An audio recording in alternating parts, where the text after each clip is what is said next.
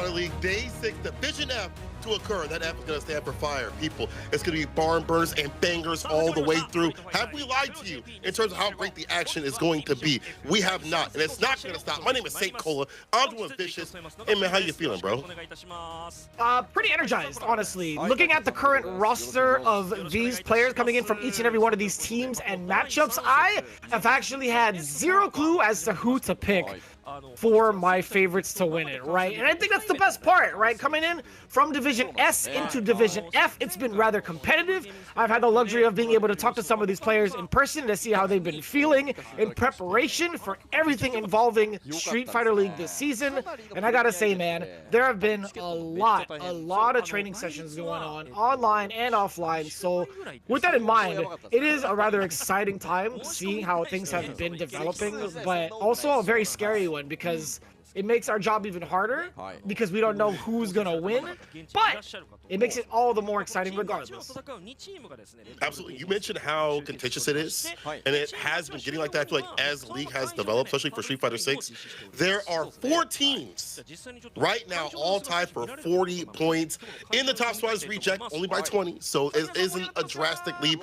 But what is super sick to see is the Alive. And I do mean live. Red Bull Gaming here in Tokyo, they are watching this live. And I love to see that energy. We talk about the energy. We also talk about the fact that we've seen some of these players play offline. We saw that last week. They've got the red, they got the blue sides. I like how they have the thematic things going on. So we'll be seeing those people play it on online, offline. That may be the way. So either way, it's cool to see that people are there, being able to enjoy the action in person. And as electrifying as it is to watch it here, I'm sure it's even better out there sitting in the seats.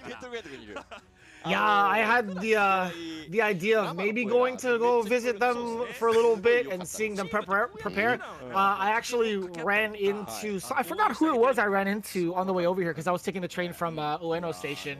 They were like rushing over to go to Red Bull Gaming Sphere. I think it might have been like Ryukichi. This is the other day too, but I recognized him and he saw me. He's like, oh, Ryukichi-san. But I was like in a rush. But anyways, it's cool to see everybody like travel in to make sure they're ready to play over at like Red Bull Gaming Sphere, and also all of the fans, especially. When it comes to the fans too, we want to make sure that you guys are absolutely prepared for what's happening in the realm of Street Fighter League in general. If you guys do not know how it goes, you know, we've had this for the last couple of seasons, more so in full effect because of sponsors like Taiyo Holdings, right? We get to see them in the stadium.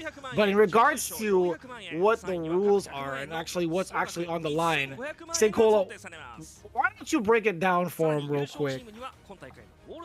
Okay, we got the home and away side. The away side puts up the characters and players up first. The home side second. That gives the home side a slight advantage. We have a new addition. We have an extra game. I say first to 2 instead of a first to 1. So we have that first to 2, first to 2, first to 3, and then if need be, we have that extra game. And that final game, the switch up, will be played by the person sitting in the stands. They have to play and get off the bench and fight it out. Now, in addition, we only have 1, and that is 1 timeout per match. You can only do 1, so if you run it early, you might be in trouble. And what they're vying for is, of course, the playoffs. You know, we're only going to have a certain amount of teams come through. The top 3 teams for each division will proceed towards the playoffs, and the top 2 teams from the playoffs will proceed towards the grand finals to fight it out and face off against the US and EU teams. That'll be later on next year at Capcom Cup, and I cannot wait to see what happens there, and I can't wait to see who makes it there. I know that the EU and US teams are starting to get their subs filled out, and I don't know exactly when we're going to have those broadcasted, but we'll get that information when we can. Bottoms up, boys. You know, drink a little bit of that Red Bull, and I think that Vicious is back with us. But once again, they're playing for a lot. Not only the money, the prize of being the best in the land, Japan, and yeah, it's quite a bit to consider. Hey, good call on the fumble. I'll tell you what, man. This some things just don't work out, but you definitely picked it up. Yeah, I mean, that's just how it's going to go with the rule set and how everything's kind of like setting the pace for how we've been awarding a lot of these players for their hard work and time, right? So as we get ready for it too, a lot of the sponsors that have been coming in, being a significant part of Street Fighter League Japan, it also gives us even more incentives for the players for their individualism, right? Obviously, Taiyo Holdings and Red Bull have been throwing down a lot of the sponsorships here, but we've also got awards to give back, right? We have the Grand Final MVP, the Division MVP, Rookie of the Year, the Drive Gauge Efficiency Award, and of course, our personal favorite, the Drive Impact Award. Each award granting 50k yen each for all of the corresponding recipients, right?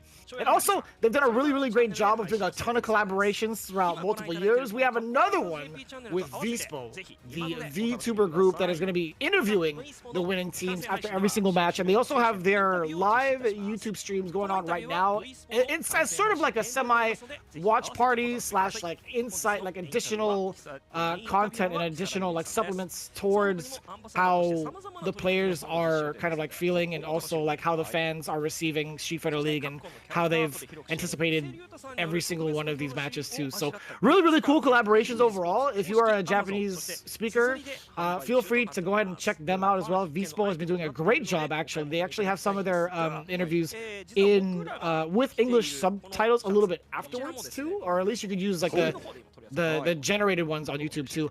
These shirts are actually sick. Yeah, I didn't think they would like plaster on the artwork on like a shirt like that, but it is kind of a little different, no? Oh, it's actually like one side of the artwork. I actually have it in the background, but that's really cool that they like only grabbed like half of it and like show it off. It's like old versus new, right? Like you have some, or no, Jury's in there too, so never mind. It's cool to see like at least half the roster on there. Yeah, I'm always hoping for like the new characters to get added, like the DLC, like Sagat especially is what I'm looking forward to. Like I love when a new character drops and they start adding him into like the artwork, adding like part of the promotional artwork and stuff like that. So I'm sure that will be soon for Sagat fans out there. Zafreen, I'm looking at you, brother. But speaking of fans out here, I'm sure y'all are enjoying this great action Street Fighter League style, and you're going to be well rewarded. Our very first match, Zeta versus DetonatioN. FocusMe. It's time to focus up and see who's going to take that victory, because this is going to be a deadly one on both sides. You know, you have a stacked team for Zeta, but DetonatioN, they've always been the type to have a character for every sort of battle, a tool for every sort of solution.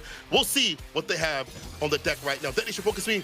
On the away side, the trickster, that's the young babyface himself, John Takeuchi. Big Johnny Tap right there with the machine. Most aggressive you can ask for comes that character. After that, it's going to be the Jade of Flame, a Nauman. When it comes to fiery characters, well, he's got the picks out here properly done with the Ken and the Mai. After that's going to be the unprecedented, the wall of defense himself, Goichi, standing at the top spot in multiple games, do so for his team today. And last but definitely not least, no longer the meal ticket, it's a Cyclone Commander. Always going with the command grab as much as possible. It's Itabashi. Zangief might be causing some grief with Marisa. We'll have to see what comes up today, though. But once again, a very varied team in terms of character selection, but also play styles. It's so cool to see all of them in person as well. I just found out where exactly Itabashi is. Not the person, but like the place on my way from the one of the JR rails. But anyways, we do have the team coming in from the home side. It's Zeta Division, one of the most prolific teams, not even just here in Street Fighter League, but in the realm of Japanese esports. And it's so cool to see like the fact that these players have been picked up by this organization. Let's get a closer look at who these players are. The chosen one, Hikaru, the Aki specialist, one of the most deadly players on the planet, and also I think one of the only I think one of the best Aki players, honestly. Followed by the prodigy, it's Higuchi. Still rocking the same haircut, still rocking that same kind of attitude every single time with that guile. Triple P, the perfect parry prince, Kakeru. Hopefully he's doing all right. There was an announcement. We'll get into it in just a little bit. Then, of course, the captain, the silent ninja blade, Momochi. There was a little bit of a discussion that I had with Justin Wong, Boss, and a couple of the other Japanese players. There's a lot of like players out there with like Mochi in their name, just in general. There's like Momochi, and then there's Mochi, and then yeah, there's a lot of Mo and Chi out there, right? There's like YHC, Mochi as well. Very confusing. But you saw the big Z there on the top right. Unfortunately, Kakeru is unable to play today. He is taking a couple of days off, suggested by his doctor. We don't know exactly what the cause may be. I know it had been mentioned in the chat a little bit earlier, but we do wish him the best and hope he's okay and on the way to recovery. Yeah, big love to him. We'll see if his team can stand up to the task. You know, that means if they have to go the extra match, they're going to lose that. But we'll focus on that if it comes to that. This is the lineup. Itabashi, Zenki, John Takeuchi, and Goichi, and waiting in the wings is Nauman. This, before I heard that Hikaru was going to be sick, thought it was going to be difficult for Itabashi to come up so early because JP is so good against this, against Geef. But now maybe not so much, and it's not so bad. However, Zeta still has quite a bit they can do in this lineup, though. But overall, how do you feel about this composition? Having Goichi go up last with the candy, which we haven't really seen that much in terms of singles play. We saw it over in League last year. But do you think it's up to stuff right now for Street Fighter League? I think so.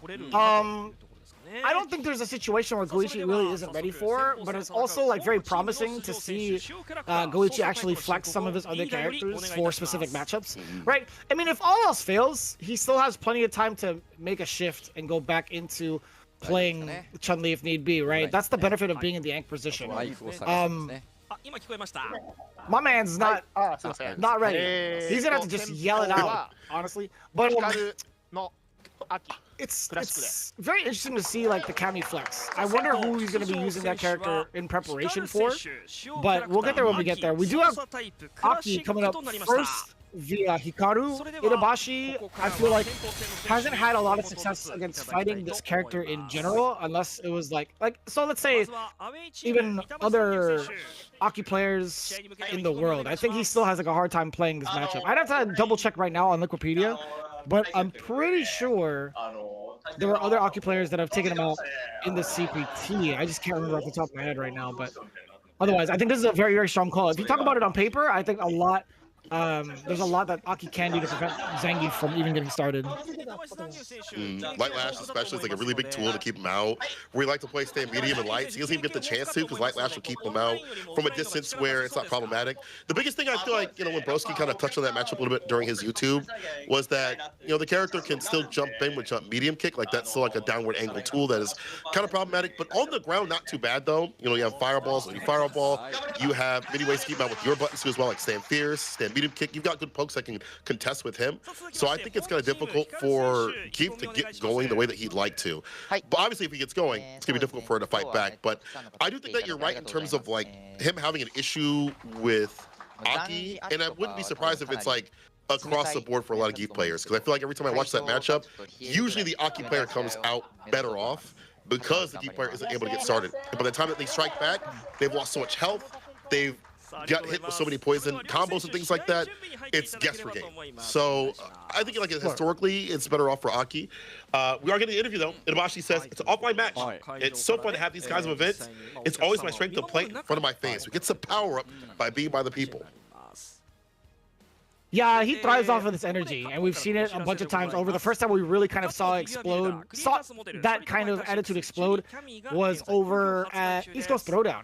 Damn, actually, these figurines are kind of sick. Hold up. This is actually different. I didn't know that they actually had something like this. I might have to find a way to pick it up myself while I'm here. But I do kind of agree with you in regards to some parts of that matchup and some parts of that dissection, which I will get into in just a bit. But the rebuttal from Hikaru in his interview, obviously he thanks the fans, right? He says, "Thank you all for coming and watching our games. It will be a cold match. I hope my fans won't be angry about this." So he already has his game plan in mind, right? He's going to be setting the pace. And it's going to be a pretty slow one, you guys. I think that's something that's always kind of expected. If you don't want to lose this matchup, Hikaru's going to have to keep this away for a while until he scores that knockdown, right? Aki can dish out a bunch of damage. Her routes to damage aren't very difficult. I think it's more so like the keep away game that has to be on point. She can be doing that with the lashes that you had mentioned. I think scoring a knockdown, going into bubble, and then drive rushing forward is kind of a little bit difficult for Zangief to kind of anticipate. He has to really get away with making big reads against single hits by utilizing his armor, right? Itabashi does a pretty great job of utilizing armor in instances where he would be at like medium range, a little bit further than medium range. So that dynamic is going to be played out a good amount of times, right? We're going to see Itabashi try his damnedest to try to absorb armor, use that armor to absorb hits, and score these knockdowns against Hikaru. You know, on defense too as well. I feel like he's one of the better ones to use like wake up stand fierce when he has the time to do so, to blow up like certain moves or fireballs that are up in the corner or like normals or what have you. Like he has that preparation, I feel like, in the timing, and I feel like him being the gambler definitely puts a little bit of like an asterisk on how the matchup can be, because he's good at resetting, he's good at, you know, putting it at a pace where you don't really expect it. Every time you fight Itabashi, it doesn't matter how many times you fight him, he's always going to have that gambler sort of mentality, so you don't know how the 50-50 is going to go. Like, you don't know how he's going to flip that coin, because he'll come at you a different angle. So many times I talk to a player, and they got to fight Itabashi, they're like, man, I don't know what Itabashi I'm getting today, or what sort of resets he might be going for, and that causes, like, the problem. If you're playing a little bit more on, like, the lamer side, like a Kobeon, like, more like on the footsie side, like that sort of guy, you might have more of a problem. But I think once Itabashi gets in, he can make a little bit more reward of that happen. Even though historically it's been hard for him, I think he'll be more prepared to reset the scenario to make it hard for Hikaru to read what to do. So as you mentioned, Hikaru's gonna have to keep him as much as possible, get the lead, fireballs, OD fireballs, drive rush overhead. As you mentioned, it's hard for Geef to check that when it's especially a real one. So really set the 50-50s on your side of things, or at least the guessing game even more so on your side of things as the Aki player to get that W. I'm really excited about it. I want to see like how much of the matchup like Itabashi has developed in preparation for Hikaru specifically. I think there's just been not a lot of people in general that play this character, so I don't even know what it's like. Actually, there's one other Aki player I follow in Japan. It's like his nickname is like Rip something. I forgot what his actual handle is, but yeah, I see that guy and I steal so much tech from him. Yeah, so I'm just gonna call him Rip. Rip from Japan does like a really great job of showcasing matchup specific knowledge for Aki, and also showcasing a lot of like his clutch moments. But yeah, man, there aren't a lot of players like that in general, right? There's like Broski for the EU, and then there's Carcinus for the US, right? And then maybe there's one more. I want to say Fluxwave, right? I think Fluxwave Z also sometimes uses Aki still, if I'm not mistaken. Yeah, or am I you're tripping? right. Yeah. No, you're right. He still uses Aki. So, like, that campaign, like, there's not a lot. Like, she's very much like a specialist character. In Japan, there's the Yampi. And then, like, in other areas, there was, like, the modern one. I think his name was Hope in Asia, I believe. But it's very rare to get that. Oh, you're right. And Hope and Yampi. Yes. yeah. That's right. It's very rare, though, to find I apologize. it. Like, because... Oh, no, you're good. You're good. It's early. And there's so many. It's wild because like there's like a few in different areas, and it's hard to remember them particularly. Sometimes they don't go out to tournaments and things like that. But reverse of things, I feel like they all play differently. Hikaru was like a little more aggressive on wake up. You know, we have more hit confirms on the side of Carcinus, especially when he's like ready with it. So like they all have like a different sort of style. So you play one and then you play another one. You're like, damn, you do this on wake up? Like you wake up super like that, Hikaru. If I play campaign or whatever, he's not going to do that at all. So the variance is also there. He's very much a character that's like a specialist character. So can you get ready for that? Or is that gambler style ready for that too as well? Regardless, as he said, it's going to be a good match, and it's going to set up things a little bit for later on in terms of who they select and who comes up next. And I'm excited to see this match just in general. And I want to see also who goes in that anchor match. We'll get to that. We'll get to that. It's just exciting to see all like the strategy that comes out for Street Fighter League, who goes up against what. And I wonder if Itabashi knew that was coming up in general. I wonder if he knew that if Hikaru was sick, if it was going to be the Aki select on their side. I guess it makes sense because you wouldn't set up Guile. And you probably, well, I guess you could set up Ed, but maybe this is the best pick for them. I wonder if he knew this. Yeah, I think a lot of the Aki players currently do not like fighting against that Kami matchup. So somebody had mentioned it in chat, like having, Megiddo was talking about it in chat, like having Kami there to just wait putting Hikaru or Hikaru at the anchor. It's a pretty powerful tool, right? Like you always consider what the team dynamics gonna be like when it comes to every single day of every single week, right? So, or I guess every day of Street Fighter League specifically. So I think what you do now, it's like with Goichi, I wouldn't want to, like, just thinking about the anchor spot, I wouldn't want to have I don't know. Yeah, I wouldn't want to have either player there. But your choices now are either Guile or Ed between, as you had mentioned, between Higuchi and Momochi. Damn, I don't know. I kind of like having Momochi against any Kami specifically. I think Higuchi's been in a little bit of like a rough patch for himself professionally, so I don't know if he'd be ready for that. Yeah, if the matchup's not that good, the way that Momochi can handle that matchup, we've seen over in other tournaments and things like that. He's more, I think, like more hot right now in terms of like results. I would put him in the anchor position. That's why like League is also cool because like, yeah, the matchup's not that good on paper sometimes, which we might be seeing a little bit later on. But what matters is the player to player as well. Like that's also part of the strategy. Like, yeah, it may not be that good on paper, but what if the player to player is good? What if that stylistically is good? What if they're more warm? We'll see if Itabashi can take down this Aki, get in, get the camera started. Oh, we already started with the stand light kick, my man. Or got the OD. We're back in. Carl, get that poison on. Go towards the corner with the heavy lash. Jump set up.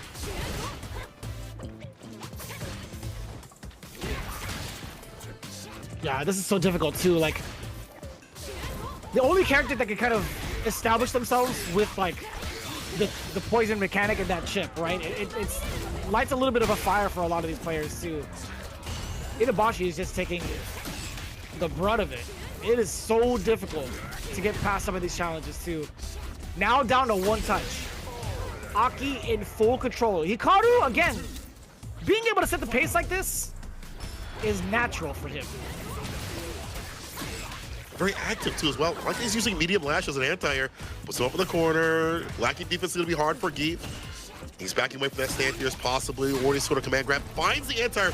Both doubles down with it. That's surprising to be able to get that picked up. Very rare, but he had the distance and the timing to do so. Poison again. Rock him. Uh-oh. Running bear grab. OD edition. Yeah, very good call out too. Against the drive rush forward. Get to set up the bubble from full screen. Yes, sir. Drive rush forward with a low medium. That's a given. You still have him poisoned up. You get the juggle and the continuation into another level 1. Perfect call. Hikaru playing it as if it were exactly on paper. Aki getting the first game pretty convincingly too from the side of Hikaru. Very active. I was surprised it was so aggressive with the buttons, but you know, he's been able to find a lot of reward. Level 1 as well as the defensive tactic, and then built that part at the very end. First game, haven't really seen any gambling happen at all. Shop's not even open. Medium lashes the anti-air, falls on the fireball. Poison, and he has him up in the corner. He has a turn right there, but he has the proper space in the back dash and light lash again. You cannot get in against this cat.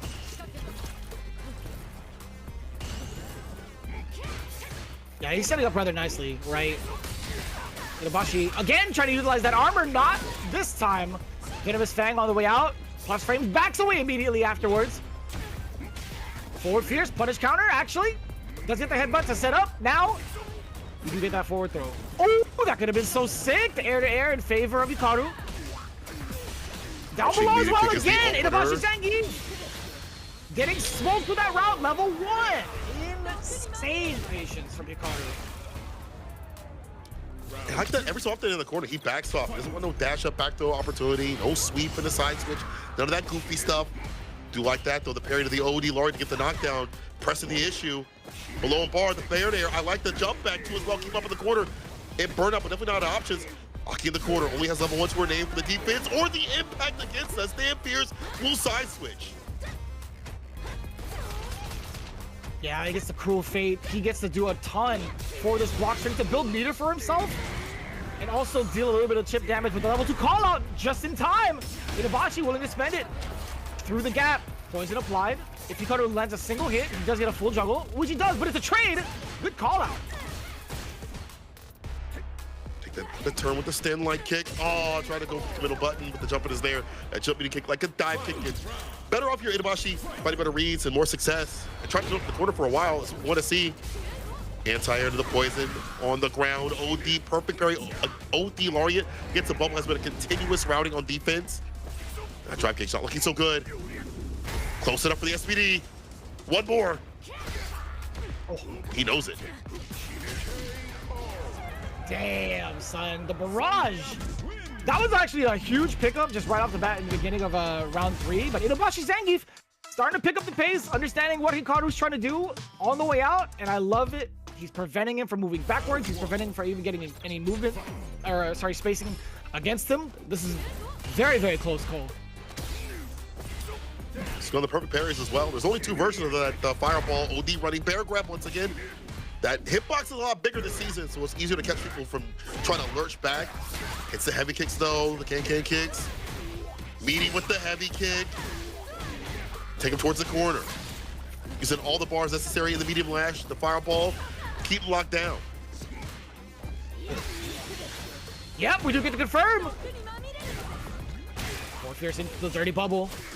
Drive rush in, actually, not even trying to wait for Itabashi's approach. Drive rush forward into the overhead. I'm liking them changing the pace. You had mentioned how significant that is in regards to how Aki players approach in certain matchups, right? But that's a big read coming in from Hikaru. A little bit too close for comfort now. Itabashi slowly encroaching that space. What's the fireball? It's like, what happens after the fireball? This time he jumps. Just trying to navigate the light lash hits. The poison's down once again. Oh, I thought he was gonna get hit. Recovers the time. Level 1 is fine. Yeah, no more running bear grab, brother. Stop that.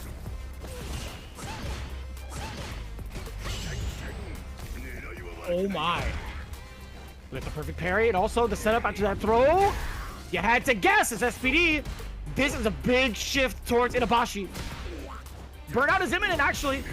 He's gonna score it. Yes, he is. Oh, this is actually so difficult. Do you force the DI to get the level 1 out of Hikaru, or are you waited out? Then jump in! Just steps on her, snake in the grass. Wipe your boots off, you're on set point.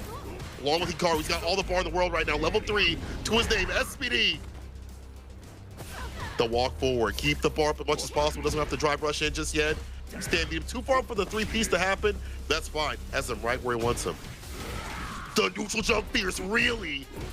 One level 3 is all it's gonna take right now. Burnout trade, oh yeah. You're on kill shot range. Avoids it. OD around the world, sink him. Itabashi Zangief causes some big with the geek, man. This cat is too nasty. That's actually kind of cool. I didn't think the level 1 would whiff like that. Like, considering the startup, there are 10 frames to it, but I guess Itabashi coming down with like the knees was it's a huge difference. My man is living in that energy right now. Itabashi was just like, he had his hands up. He was popping off towards the crowd, but yeah, that's a really good call out too. Like, to jump into the knees and then jump right back out, forcing that level 1 to whiff. I want to check that out in the replays. That was actually so slick. What a good call out. I think what's like really big is that we mentioned prior that out of all the Aki players in terms of defense, he likes to spin that super a little bit more on defense. And Itabashi clocked into that immediately. He was like, okay, bro, you've hit me with the super, you did it against my running bear grab. I know this is something that you like for defense more than other Aki players where they're willing to block it out or maybe use like delay button, whatever. You wake up super a lot. I'm gonna blow this up at the very end to get the win. And I like him also switching up the button choices, going for the knees to blow up like crouching medium kick as we saw previously. He was perfect parrying the fireballs into OD Laureate for the follow-ups. He was just doing everything right towards the very end, and there we go. Jump in, jump out, hit him with the OD, spin him. First game to Itabashi Zangief. Don't care what's on the paper. I care what I see on the screen. I see you, Itabashi. Damn, that was too straight, right? Like, Hikaru got the first game under his belt. It looked like it was going to be a wash. It looked like that pace was already set. The download was real. But man, the virus being uploaded from Itabashi via movement, snaking his way past the poison and deadly snake. I gotta say, that was poisonous and deadly snake, excuse me. That was actually rather a prime example of how reads can go right against Itabashi. Sorry, against Hikaru. So very difficult to call the way he's been changing up his pace. But John Takeuchi coming up with Jamie. This matchup is going to be tough. Higuchi's Guile, right? So long as you prevent Jamie from getting up to like drink level 2, I don't think there's a lot that Jamie can do to get around. Actually, even maybe dive kicks. So maybe preventing him from getting a single drink is going to be not too difficult for someone like Higuchi, right? So John Takeuchi going back and forth between Rashid and Jamie. It's been a thing throughout the years since Street Fighter 6 has come out, but it's difficult to see him flex this character specifically against Guile. I just think it's one of like his harder matchups. No, I agree, and it continues to be. Even though we've seen Jamie get a lot of buffs that allow him more reward and more access to the drinks, it almost doesn't matter when you fight a character that has such good fireballs, good variants of the fireballs, the blades. So I'm surprised to see him coming up willingly with the Jamie to start things off. And I would say give up a game, but like you're fighting again on paper, which is not a very good matchup. But I'm wondering if there's something he sees in the matchup that he can do against Higuchi. Like you need the dive kicks as you mentioned, the Bakai spin, but even then, like those are still elements that help you in the match. It doesn't make the match that much better. It's still a very difficult one. Guile's buttons are still really good. He can still out-poke you in some of the ranges too as well. The reward's not that good. He can keep you out. And by the time that you get the drink sometimes, you've lost like most of your health. Sometimes when I watch a Jamie player, they're like, it's a matter of how can I get these drinks without losing too much health? And there are certain matchups where, like this one, where you're gonna have to lose a lot just to get that health. And what is going on? What is happening? Yeah, turn the camera the other way. It's gonna be you playing. He's like, maybe he's like, I don't want to play this. I don't want to have to fight this out. I don't know what's going on, but I guess that has a lot to do with what he's saying in this interview. So he starts off with saying, Ida-san did a perfect job. I would like to win as well. The last time I said a joke, I won. When I didn't, I lost. And then he immediately did something. Oh. He was screaming something. He said, so I will do something right now, but it's not a joke that does well offline. And then he showcased the team. I don't know what he was saying specifically. But all right. Higuchi can't even keep it together. He's like, hey man, quiet down over there. Yeah, I'm curious to see first of what they're saying, but also what the game plan is. But maybe there's like an element of like, have you played any JV players in a while? Do you have that matchup down? If you're a Higuchi, well, Higuchi says, I really don't like the atmosphere here. It's like I have to do the joke too. He's like, I gotta be on the bit too. Let me focus up. We're here to fight. What are you guys doing? That's a lot of pressure. Like, how do you follow up after that act, right? Like, the timing of it all, too, and the way he aligned the camera was pretty good. That was pretty good. But anyways, Higuchi, he's one of my favorite dudes to, like, talk to when I use, I get to, like, use Google Translate with some of these players in person, right? He's a very, very humble person, very straightforward, and he's got dry humor to him. But, man, he is a machine when it comes to playing. Like, if you ever watch him play, he is so technically sound.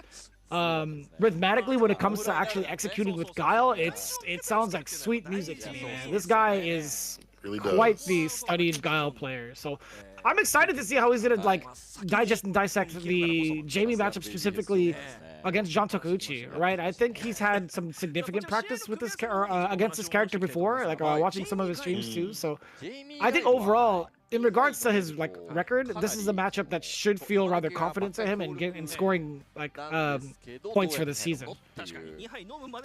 Yeah, I think like when I asked that question of like who have you been practicing, you know, to fight the Jamie matchup, or have you been running into Jamies? I forget that Higuchi does have like a lot of practice like in the background.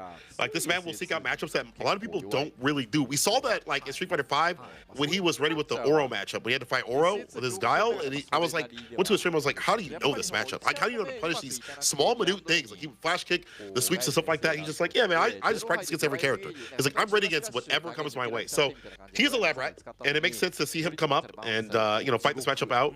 And again, like, if you're on the other side, like, you can switch to Rashid if you're John Takeuchi. But this is going to be a difficult one, and having to give up a game, if it comes down to that, I'm just saying, I try to prophesize no demise, but if it comes down to that, you know, you could switch to Rashid, but maybe there's something that he sees. Like maybe it's comfortability. Maybe it's he's been playing Jamie so much.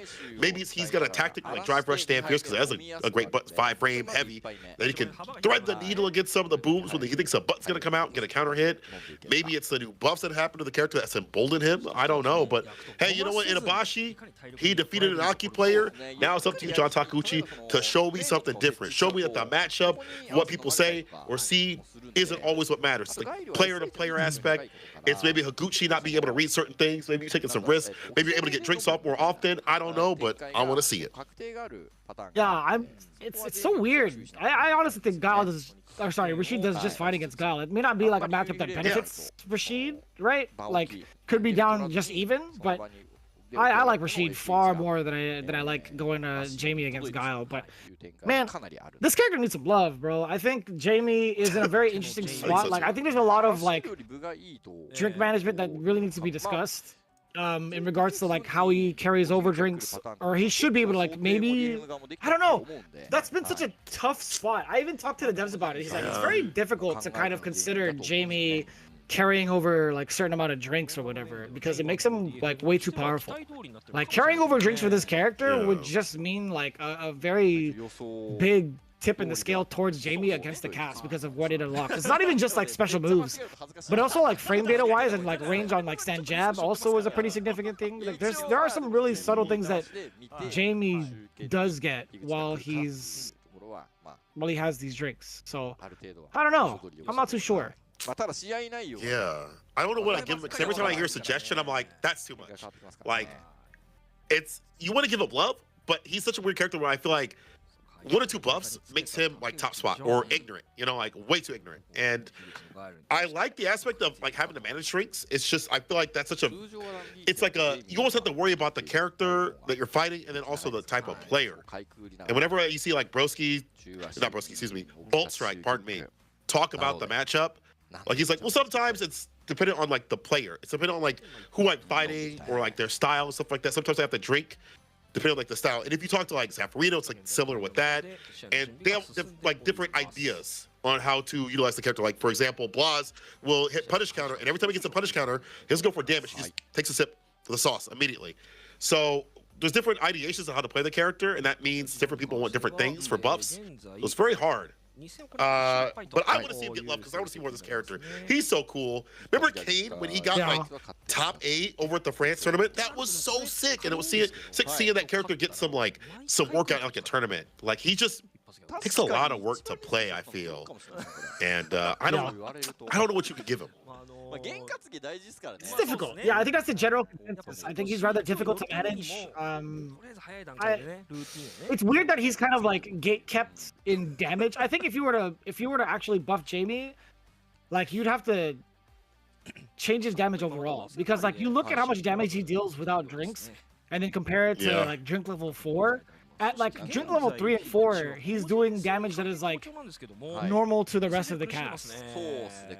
He is definitely locked behind like a decent amount of damage. Like if you were to just look at the comparison of damage between Guile and Jamie, let's just talk about medium punch for a second, right? Like, okay, Jamie's medium punch does around like 540 damage. Guile's medium punch does 600. Like, take it a step further, right? You have 900 damage on Guile's Fears, and then you have 810 for Jamie's Fears, right? Surely they're used for different things and like different ranges, etc. But just basing it off of sheer damage, it's like, why is Jamie gate kept from all this damage, right? Why is it so that he has to drink up to level 4 to have decent damage, I guess? Yeah, it sucks. Is like when he gets to that damage access, he has so many great tools that I don't want to say you stop feeling sorry for him, but you understand like the idea and the intention, but still getting there is the problem. It feels like, and it feels like when you're trying to peck away and you're like 1 or 2 drinks in, you're not doing anything to them. Like the other players willing to take those hits, and meanwhile you've lost half your health. The health is almost like a resource that you have to expend, and even more so in this matchup, because this character Guile is not going to let you sit no sauce at all. He is going to prevent you with the sonic booms. He's got the fast move, he's got the blade, and Higuchi's got a good start. The backdoor already happening. Upside down kick able to hit. 5 frames, stand Fears, good shimmy tool. Yeah, this is the kind of pace that Higuchi wants to set, right? Willing to throw out a bunch of these booms. Oh, actually checking down below still. That was mad far. Dive kick does get interrupted, and also just so ready. We do get the Buckeye. Overhead does get blocked. Higuchi trying to go in with the upside down kick, does get interrupted as well. No punish counter follow-up coming in from John Takeuchi. This is rather tough. There's a lot of stray hits, but we do get the big opener. John Takeuchi, can you finish it out? Level 1 has to be spent. Good call out. Not to complain too much, but again, having to spend super to seal the deal right there at the very end. Again, leads into the damage access part. Gets 100% right there, but like that is still pretty low for the other characters. Though it is Takeuchi taking the first round Perfect parries and fireballs. He's been doing a good job of the anti-projectiles just far, but not able to land the jumping like he'd like to. Uh-oh. Interruption gets a drive rush support. Medium kick as well. The Sobot gets interrupted. Inside kick. Damn. That's kind of sick. Oh, here we go. We got the solid puncher. Hella damage incoming, but also he's just waiting. I don't even know why. He wants to save the rest of the sauce. Rest of the solid puncher. He has plenty of life regardless, but very interesting that he would halt there.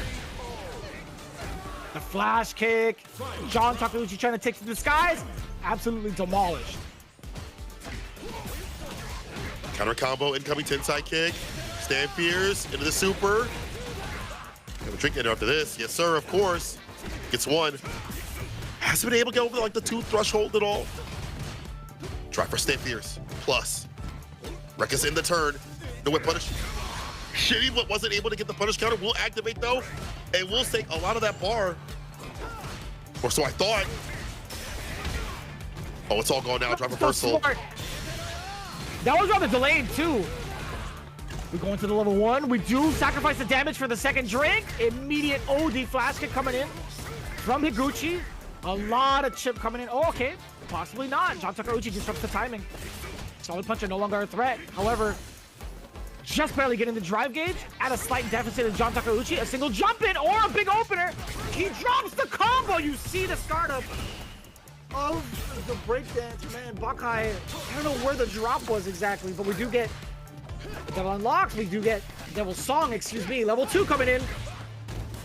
All right. Twice for Oki. The corner. Did he go for a grab? Ooh, Hiccup, super, gets him some distance. Get back in. Well, takes a dive kick in a dream. Walks on the overhead. Walk up, dragon suplex, connects. It's going to be Higuchi taking the first game. Oh, it's competitive, though. Still difficult, but competitive. I like the dynamic between like John's decision making against like solid puncher, against like some of the booms too, like defensively. I think he's been doing a wonderful job of preventing a lot of that extra chip towards his drive gauge, not taking any real free damage, and also defending well against that solid puncher and everything.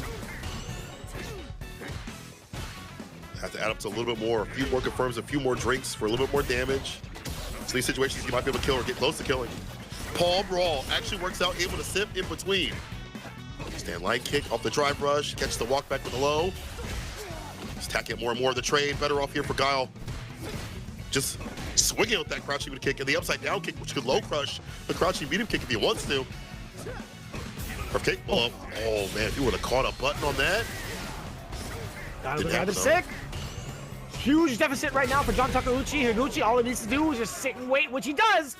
Catches John Takeuchi for that dive kick. Looking rather clean. Higuchi, look at that match point right now. Roundhouse does clip. We get the extension. Fierce into the sweep. Rest of the continuation for a sip. Higuchi trying to press buttons where he shouldn't. A third drink, perhaps? No. He just went straight for the throw and nothing else. Wow. He feels like he has such a lead that he doesn't really need to go for it, but that could all change. Side switch happens. Higuchi out of the corner. Upside down kick, gets the counter, puts him up in the corner. Now for time for the flash kick. Level 2 could definitely route this back. Dive kick. I feel like these buttons are almost like fade out the intention of the dive kick, or like a stampede kick. Now we hit the heavy, the size American. Back this. Take it towards the corner with the baby booms. Uh-oh, a little bit of a drop there. And the shimmy should be able to seal the deal. Yes, sir. Crouch Fierce had more. He's still in. It's that little pop off. Takeuchi.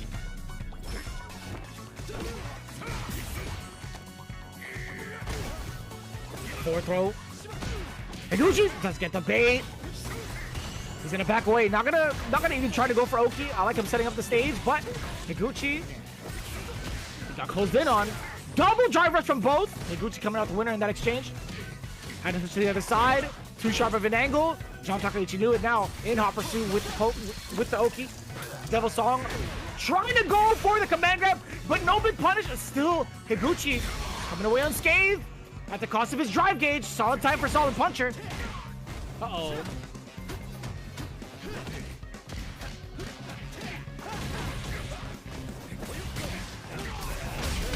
Damn, that's wild. John Takeuchi making the comeback all off of the Devil Song. One install against the other. Higuchi actually going to be taking a little bit of a timeout. Interesting. I didn't think that I was going to see that coming. But John Takeuchi, really good call so far. Solid in neutral, making sure he doesn't mess up too much. But man, I did not see that Devil Song coming. I like that as like a rounding back. Like we talk about the drinks and not have the damage access. Like maybe that's like the way to play for like stability with the character is getting that level 2 off. I think that was something that Kane did a lot. And watching like Blas and some of the other few Jamie players or people that dabble in Jamie, they've been going more to that aspect of hitting level 2 to keep the pressure on. Maybe that's like the stability aspect for the character. Like that doesn't help his problems, but for that moment to have that level 4 overall and to be able to the damage access, the tools that you need for the command grabs and things like that, just in general. Maybe that's like the way to solidify your game plan a little bit more. I'm very curious to what Higuchi is taking the time out for. I think like he wasn't doing like too poorly. I think there's been a couple of hiccups in regards to, I guess, some of the drops that he has had. But other than that, yeah, I think Higuchi was doing just fine. I'm very surprised that he had to take the time out on that.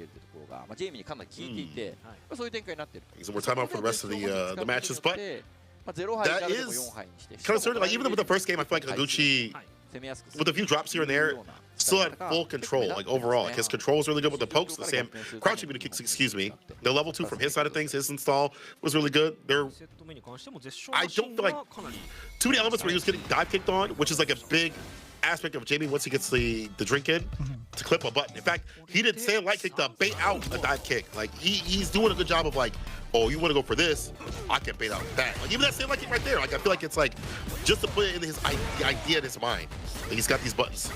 So either way, we'll see what happens. Final game. Driver step fierce, faster on the draw, one of the best drive rush buttons in the business. Leads to quite a bit like a drink and the perfect parry and the button right after, perfectly done. Up in the corner. Oh, whip punish. Yo, John Takeuchi in his bag right now, too. Would you get the punish counter? I like that call out. Fierce into the drive impact. Higuchi gonna be saving that bar, but at the cost of the round. Hopefully he doesn't regret it. Damn, the soul bomb being ran. John Takeuchi looking rather fearless with that drive impact. I'm under 30. What do you mean? Follow up. OD flash kick. Yeah, I built that frustration right there. Drive rush. Goes for the throw right after. Nice little tip throw opportunity. 4 drinks. And he's got the bar at the bottom. My man's trying to hop out for his life. You hold north, brother. You're going south. Pull him to level 3. Go back to the lab. John Takeuchi. He don't care. What's on the paper? DP, that's enough for the victory. This guy, John Takeuchi, is so sick. He recognized there's a lot of upside down kicks, 4 medium kicks. Those are very DI-able. One thing that people forget about Guile is that a lot of his stuff can be DI'd if you have the proper reads and timing. But a lot of those buttons being displayed at some of these ranges, and John Takeuchi read that like a book. Perfectly done. God damn. You're about to rewrite like how the matchup was played, but I mean there were a lot of good like heavy reads based against Higuchi in that matchup. So especially towards the end of it. So it's not even just like the matchup itself. It's definitely about how the players are being read, right? So that's an excellent call out of how strong of a player like John Takeuchi really is. And I'm rather taken aback, man. I'm actually kind of impressed that he's made all the right decisions towards the end like that. But I will say like the benefit of having like that level 2, that install 2, being able to change pace while being plus right off the bat too. Depends on how you activate. Always. But there's always gonna be a way to like make yourself plus install, like going into install, right? So I think overall this has been a grand start towards maybe seeing John Takeuchi continue on with Jamie, but I do think it has to be like very matchup specific, which is wild to say because I still think Rashid does better against Guile. I agree. Like it's actually kind of wild because I feel like to willingly go up with these matchups once again, Geef Jamie, when you know what's on the other side of the screen, when you see what they have on their lineup, and you're like, you know what? I'm gonna do what I need to do. I'm gonna do me. The confidence and the ability to execute your game plan no matter what has been absolutely fantastic from Detonation FocusMe. I didn't expect this going in, but it comes down to this. Unfortunately, the rule has it that if a player is missing, the final game happens. Well, unfortunately, that means they don't get the points. So Zeta cannot win this match anymore. They can only get as many points as they can at this point and try to tie things out for the 20-20 because Hikaru is unfortunately sick. We wish him well and hopefully gets back in business because definitely miss seeing him play, man. But it's going to be Momochi. End things off, of course. Makes a lot of sense. That's something we kind of talked about, like between Higuchi and Momochi stepping up as anchor. I honestly thought, yeah, Momochi was going to be the one to kind of settle it against Goichi's Kami. The question is, if Goichi fails here, does the switch to Chun-Li happen? Shoot. I feel like it kind of if you're gonna do this, if the switch happens, it's got to be after the first game. I know people kind of disagree on that, like you shouldn't switch after the first game. I think you switch immediately for Goichi and his sake. It's again comfortability for Detonation for them. Like I feel like all their players have been so comfortable with the characters, no matter what the matchup is. And I think comfortability is gonna factor in more for them and their playstyle. And same with Goichi. Like yeah, his Kami's great. Is it to the level that Momochi has played recently? Maybe it is, maybe it's not. But I feel like if you got to switch, you do it immediately. If it's after the first game that you lose, or you lose one game, switch. Get your stuff in line with the Kami. Give the anchor positions the first of threes. You have more time to grind it out. I think you should switch early if it does happen.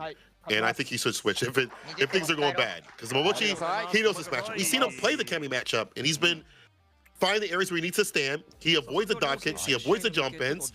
He's good against learning when to counter poke against a character that has like really fast stand, light punches, and walk speed. He knows how to navigate that matchup very well.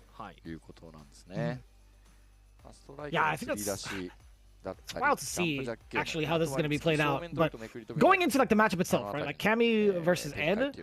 Like, what are your thoughts currently as it's developed? You know, I talked to Lashar after he lost to Phenom, and I was like, bro, why'd you play Ed in the Kami? And he was like, you know, it's not a fun matchup, but I want to get that character ready. And just in general, most of the Ed players, just in general, do not like that matchup. The dive kicks are problematic. It's hard for Ed to contest unless he's like mid-range against like where she wants to jump. And even then, that's the same mix-up that we have to deal with this Kami. Is it going to be a low?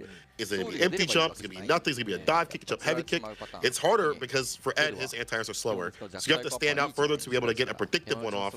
On the ground, your buttons are not that bad, but all it takes is her to be able to like drive rushing with like a stand fierce or like dashing with her buttons in between the string of your buttons. So you have to be even better about the economy of buttons that you spend.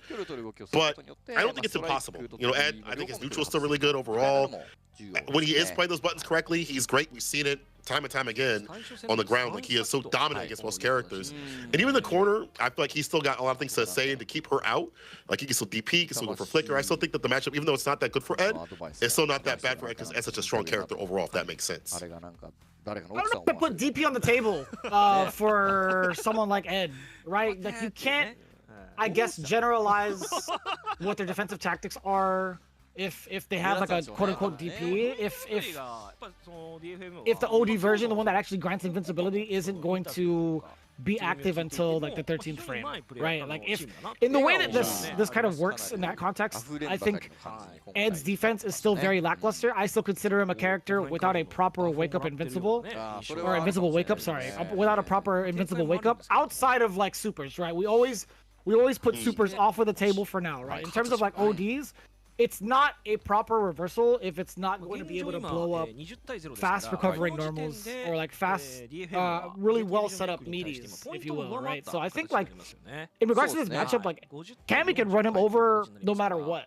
I think without supers intact, if Goichi plays it correctly, if he plays it correctly majority of the time and keeping Momochi on edge, that's going to be problematic. If you take a look at how Sahara utilizes his OD DPs, right?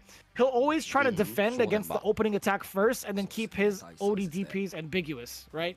Because by then the player notices the block and tries to change up into maybe like a longer normal, and they no longer have access of being able to meaty somebody and recover in time. So I think that is like a plus if your defense is good enough upon wake up. But what happens if Goichi decides to just pressure you consistently with like jabs and just wait? Like what if he just like waits for it and you have to guess? Yeah, it's true. It's difficult. It's hard for Ed. Like, you're right in terms of like the fact like a DP is not going to be as significant in this matchup. Even if you are able to space yourself out and get predictive with it, like the risk and reward in general is just going to be, if you whip that, that is an easy corner carry into Oki into whatever she wants. And her getting close is what you want to avoid. And it's hard for that to happen. But Ed, I feel like he has that X factor of like his neutral's not too terrible, even though like buttons can be laggy, like stand medium kick and things like that, crouching medium kick. If the economy is spent not too bad on the ground, I don't think it's as impossible as it is in other matchups. Because Ed is, and level 2, of course, can be a good equalizer. That being said, you can definitely get run over if you're not careful. Kami's got all the tools to do so, and let's see if Goichi has those tools at the ready. Oh. The space already being created but from Momochi, right? That's majority of the thing that you're going to be looking for as Ed, right? You want to create that space to get yourself within medium range, to get within flicker range as well. But it's rather difficult too. You get the big low exposure. Now the backer from Goichi, all the estate behind Kenny. Even easier to corral the character. If you backwalk, that's not that back. Again, just as I'm about to say it, my man does it. Hooligan, dive kick, any sort of aerial approach is going to blow you up. As you mentioned, if you get close, man, it's hard to read what he's gonna do. Try to go for the DI, hell parry. I'm not like Tokido, bro. Don't loop me in with him. Oh, you know it. Momochi. He lets off the gas. Let's get the perfect parry, and now the burnout. No, not gonna do the burnout. Excuse me, my bad. Miscalculated.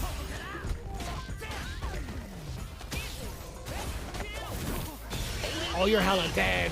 Level 1, right after the hooligan, bro. So, I don't know why Momochi kind of let off the gas. Was he, like, anticipating Goichi to do something rash with the rest of his meter?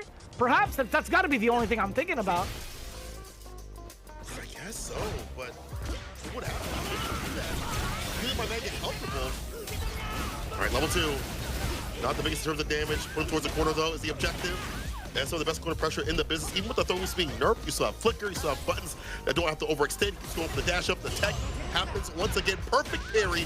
Knew what button was coming through after that OD dive kick. Walk up, toss him. Backing away, creating that space again. Because you want to let go of his current positioning. A little bit of a drop. Momochi visibly shaking his head on that one. This is actually kind of rough. If the drive gate is taken away from Momochi, we do get the big opener. Haven't paid the toll. Back throw now.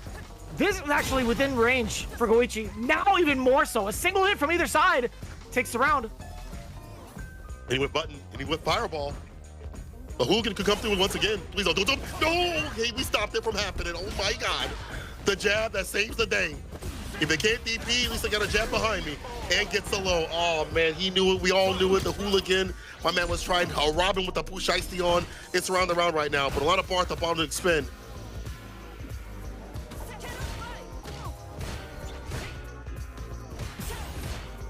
Trying to check the lows, trying to check the approach. A lot of respect being shown. Drive gauge looking a little bit dry for the side of Goichi. Flicker, keeping it plus. Nothing. He doesn't even want to try to anti-air, right? Like, it's so difficult to change that trajectory. What? The big opener against Momochi now. Goichi riding that momentum. Back-to-back throws. You gonna go for another one? He sure does. Let's get another one just in case. This time, we're gonna throw a meaty. I lied! It's gonna be all throws! Do it one more time! Wait, can I get one more throw? Oh, it would've worked! Oh my God, it would've worked. He's still gonna be able to get the counter hit, though. He just looped this man continuously. Oh my God. Wild. My man took all the throws. He took throws for himself. He took throws for Hikaru and the entire team. That's a lot, brother. Is there an award for most throws taken? We should get that as our next award, I think, in the next season. Capcom, if you're listening, let it happen, bro. bro, because my man was tossing him like yesterday's trash continuously. And every time he backs up, I get so afraid. I'm thinking it might be like a hooligan. He might drive rush him with a button. Mochi stays solid though. Hacks the throw, gets him a little bit of bar back below, but no DRC at all. Didn't have to spend that bar, get close to burnout, so just jump on out. Oh my God, please don't. That'd be kind of sick though. In a bad way. It's like a consolation prize if it was an award, right? Just take the pro award. Thanks, Chad. Hey, would you take 5K to like lose a set from throws? I would. Yo, for a set, hell yeah. Throw me all day. ODDP is the play though. On the wake up and jabs, it's OD. Single bounce. DP. DP. Then goes the corner forward, fierce for the Cobra strike. Yes, sir. Getting dreamy. Oh, the jab, the trade, the DI. So I'll do it to you. The stand fierce. You're not the only one. Hit that DI button. You are so dirty for that. Wow. That was sick, by the way.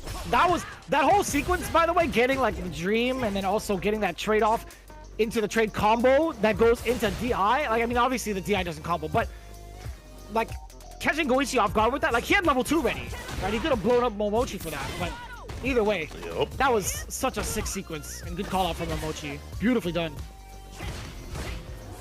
Button follow up with a driver's crouching light kick, just a little bit too shallow. That's why I only see it about mid to close range.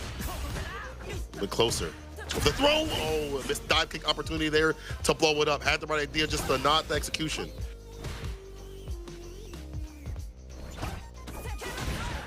Hooligan once again, the dive kick off of it this time. I'm liking this from Koichi. Not for too long though.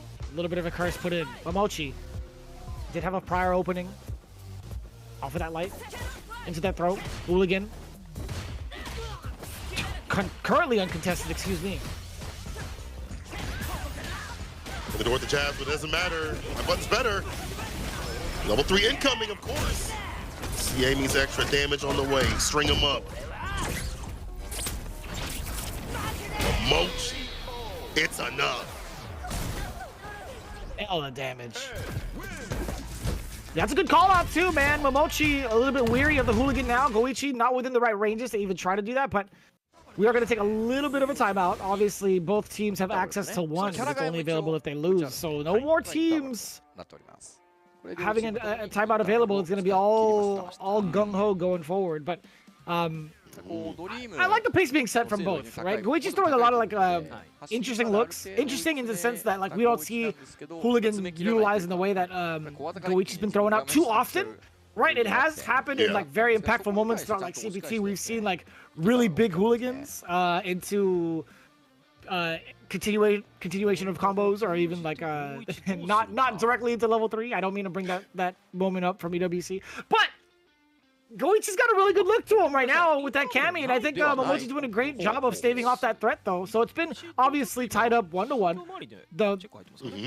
I want to see the adjustments coming in more so from Goichi. I mean, like, it's more so towards him because we're so used to seeing his Chun-Li, right? I think Goichi being on the ropes, at least with a back burner character, is always going to be on my mind going forward against someone like Momochi, who's been playing Ed faithfully since his release. So this is kind of difficult to call out for Goichi to make the adjustments in comparison to Momochi, right? And I think honestly, you know, I was gonna say I think the the Kami wasn't doing too bad, to be honest. I was gonna say, you know, throw away what I said previously, switch immediately after a loss. But he's going to the Chun-Li. I don't know if this is really worthwhile because I feel like he wasn't that far from beating Momochi.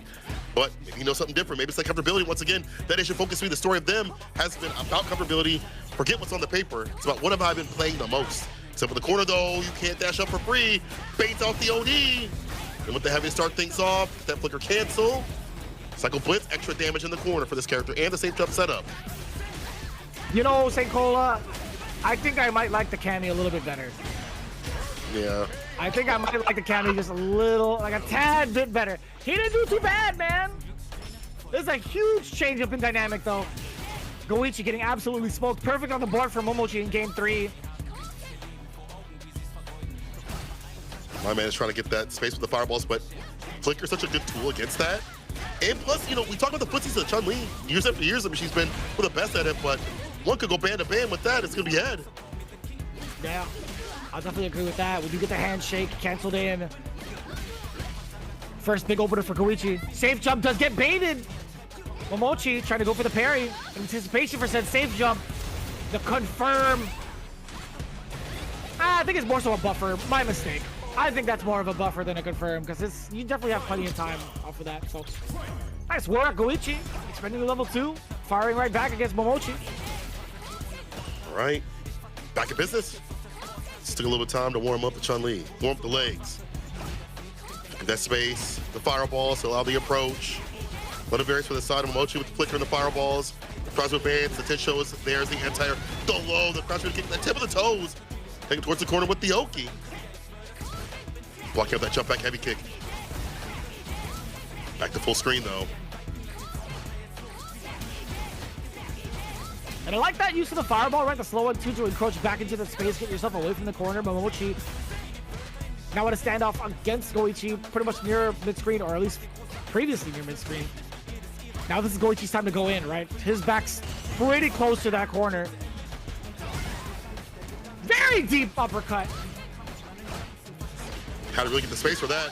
We mentioned before, level 2. Let's take that corner push. Spinning brick kick, of course. I like that ender. What you can for the corner, but however, it's you going to the corner. Back though. A lot of bar to work with, a lot of room too as well to get dreamy. Don't let it happen to you. Even this mid-range, it's still kind of nasty mid-screen, excuse me. And Goichi's big chillin', right? He does have the life lead. He could kind of keep the space. Okay, I like that. Against the drive rush. Can't do it this time. Momochi looking rather dry. Level 3, right into it. I like this expenditure now. There's only 17 seconds up on the clock. You build some of that drive gauge back. You get close to equalizing the life and damage, but the fact of the matter is Goichi's still at the advantage. You jump in against a very predictable fireball. Momochi, you better run or keep him from getting out. That is a good call on the ladder. Momochi making him bleed even further rather than backing away. I think you're much more in control of your fate if you're the one setting the pace like that. Excellent work from Momochi. That was super smart. As you mentioned, like being able to like go for the driver's cancel right there, keep the pressure on them, backdash and try to bait out the throw, which he did successfully with the crouching medium punch. Very smart stuff to like, not just like, oh, backdash, backdash, backdash. What if there's like an OD fireball? What if she drive rushes with the crouching medium kick, which is like 7 frames, very quick. We saw that clip, that character continuously. What if those things happen? That could turn that around immediately. So take the destiny in your hands and fight back. So very smart stuff. I really like the fact that we see Chun-Li come up, and I guess what I said previously did work out. However, it did look bad at the beginning, the first round. Looked terrible. I mean, looked like he wasn't even playing the game, but he didn't bring it back with the fireballs to contest some of these ranges to kind of get like that walk up. However, again, it wasn't that far up, I feel like, for the Chun-Li in general, like in terms of like what needs to be done. I feel like maybe more OD fireball might have to come out every so often. And I know he wants to hold the bar for damage because she needs that drive gauge for damage more than other characters, or even corner push. But maybe OD Fireball has to come through to catch a limb every so often, and then drive rush right after. I was looking at Pax's Twitter recently. Shouts out to him.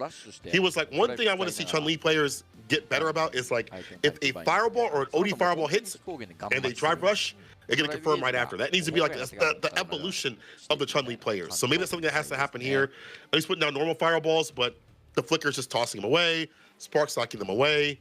So maybe the adjustment is to put a little bit more OD behind things to get in. I'd have to see contextually what he means by that, because you're spending 3 bars on a guess. Like, if you were to maybe react with an OD fireball against a limb, sure, I get that. But throwing it out just to throw it out is rather difficult, right? Like, it's too expensive, and she's so reliant on that meter majority of the matchup, like, for defensive purposes, but that's tough to call, right? And also getting some of these big confirms. Like, Chun-Li needs a lot of these single hits to go into drive rush, like, majority of the time. So, no, like, I would have to read upon, like, what Pax is referencing for the context, because going from OD into drive rush for Chun-Li is just too expensive. It just doesn't make sense. Maybe it's even normal fireballs. Yeah, maybe it's, and again, Twitter lacks context, so could be a mistake on my part, so I blame me more than Pax. Nah, I'm gonna play back. On the drive gauge right now. I'm kidding. I'm kidding. He's cool. He's cool. He's cool. He's cool. He's cool. Yeah, he's the homie. Oh, high enough to get that cycle blitz right after. That's up the corner, harassing with the big buggies. Mochi on game point, hits the heavy, ready with it. Oh, avoids the crouching light kick, very smart stuff. Usually that's a counter hit into I get outside the corner. Let's call a corner. You're dead, level 1. Mochi set point. Damn. What a swing right now for Zeta, right? Like, after being down 2 sets, I should say, Momochi slowly bringing it back.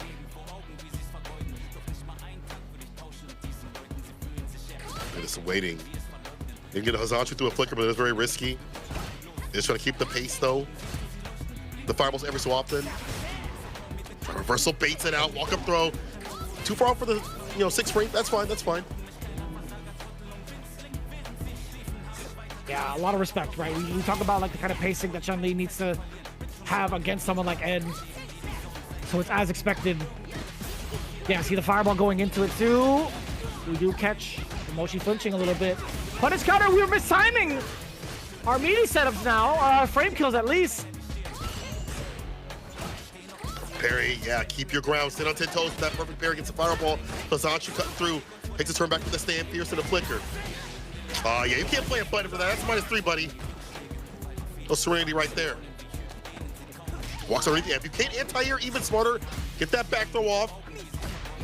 Oh, go for the throw, but not a big punish though. That one that leads him into Oki. Back throw. We got 3 bars on each. Pretty much dead even in life and close to resources too. Goichi slowly gaining his drive gauge back as well. Momochi might be feeling rather confident. Not for too long though. You don't even have to spend the level 1. Goichi, nice and easy. What? I want to say that was rather brash from Momochi going into the drive reversal. Yeah. Maybe the first time because that wasn't punished. He was like, you know what, maybe the space will work out, but crouching medium punch is still there. Still close enough. Back for the flicker, trying to get in. Put a handshake on him or stand light. Anything would be great right here. Yeah, Goichi's big chillin' too. You talk about that wall of defense, he is absolutely just waiting. Now we get the opener off of the throw. Goichi willing to take that. Oh. Out of there. Goichi keeping it rather difficult for Momochi to get this gap closer. But we got the handshake. Goichi, level 2. So goes for the shimmy, the finesse and blast off the throw. You really thought you could throw me. Level 1 to close it out. Yes, that's enough. I love the routing. Level 2 to put him up in the corner. Level 1 to finish off the job. All even out final game. Ooh, this is a nice and lame matchup. A lot of people think of Street Fighter 6 as being like very aggressive, very active all the time. But at high level, you can see a lot of sensitivity, a lot of neutral being played, a lot of trying to stay at these ranges, but not right now. I'm gonna drive rush up.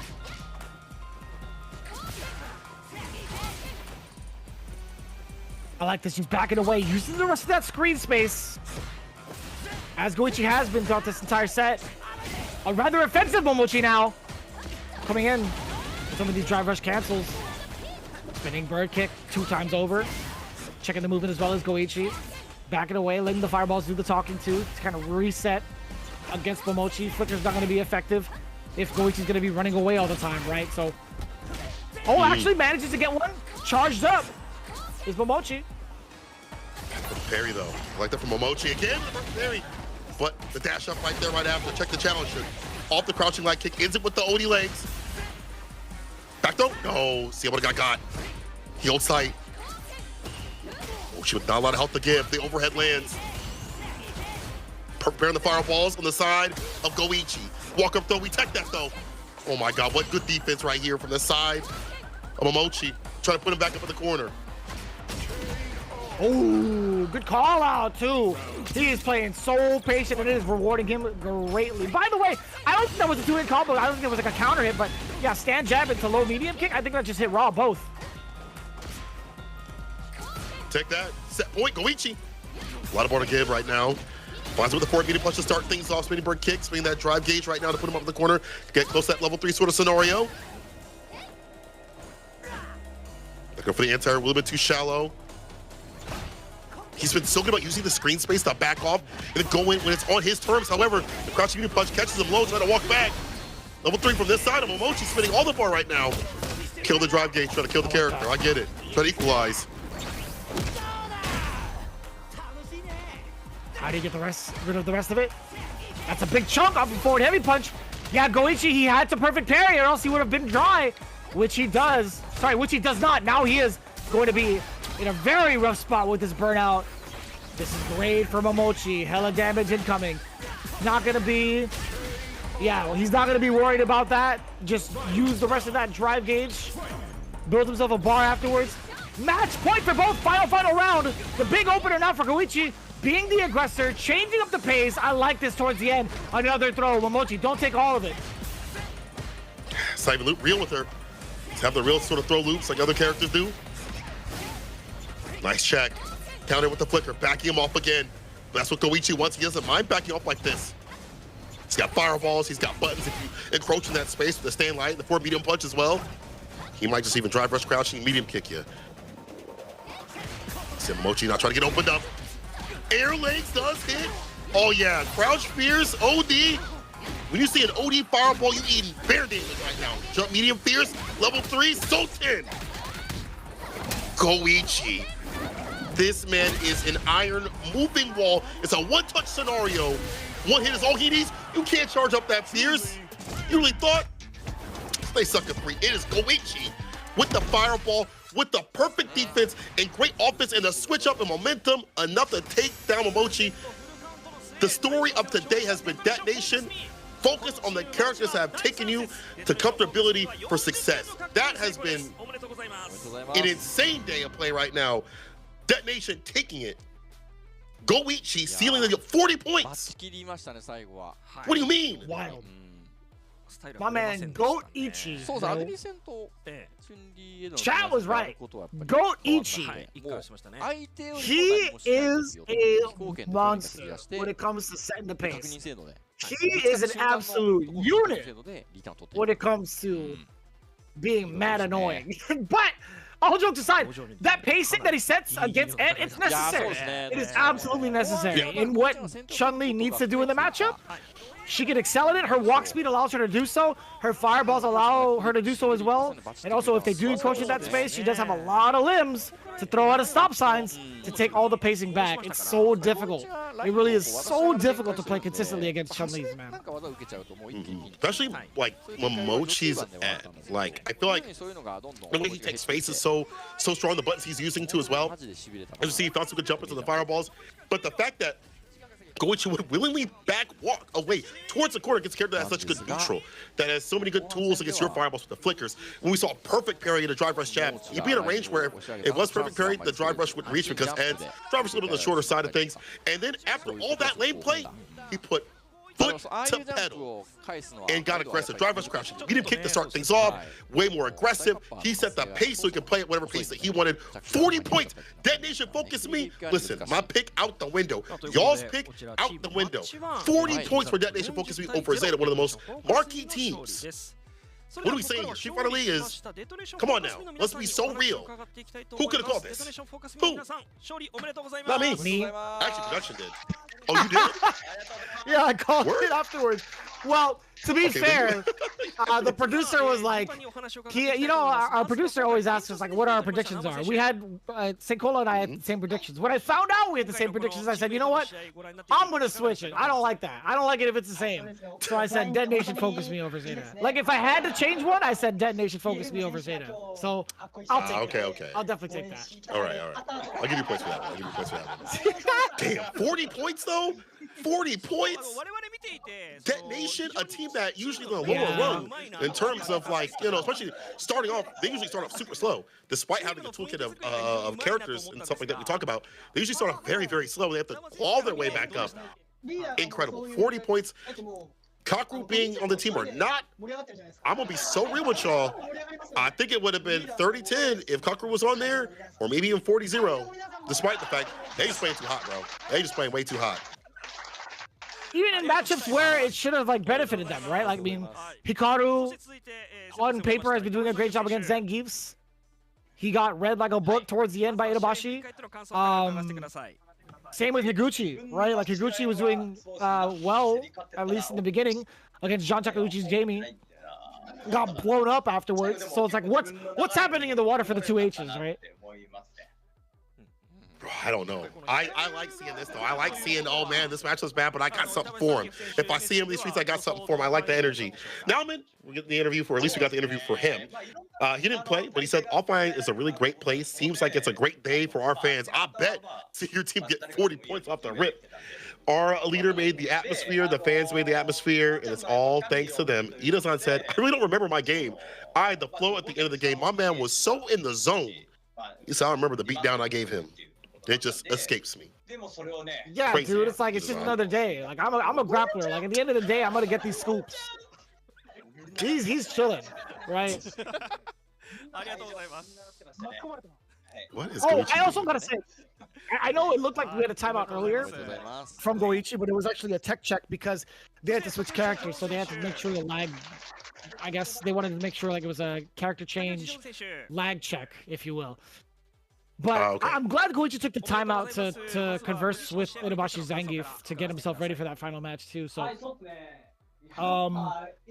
yeah, I mean, Ida-san had mentioned in continuation of his interview, we prepared for anyone, but Goichi had big pressure for today's game, and then you saw like the camera pan over to Goichi, kind of like freaking out a little bit. Yo, 40 points to 80 right there is insane. But he said also we're really nice that we were able to win.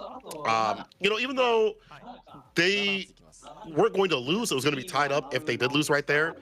Just to get as many points as possible is very important. Don't get it twisted, y'all. Like 40, it's not just about beating the team. You want as many points as possible. 40 points is a huge deal for morale, for points later on against the other teams and things like that, for standings. In terms of what could happen if you do tie up with people, you want as many games as possible too in the interim. So like all these things matter. So like even if it would have been, you know, like, oh, we can tie it, we get 2020, whatever, they want as much as possible. And of course, you're gonna show up for your fans as well. John Takeuchi says, so I have to say a joke from now on. We have 7 episodes left, so I'll get my jokes ready. All right, bro. All right, stand-up comedian. So man, I think he's that. We are getting Goichi. No.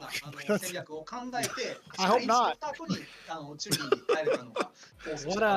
What a time. Man, I was obsessed with that cat for a minute.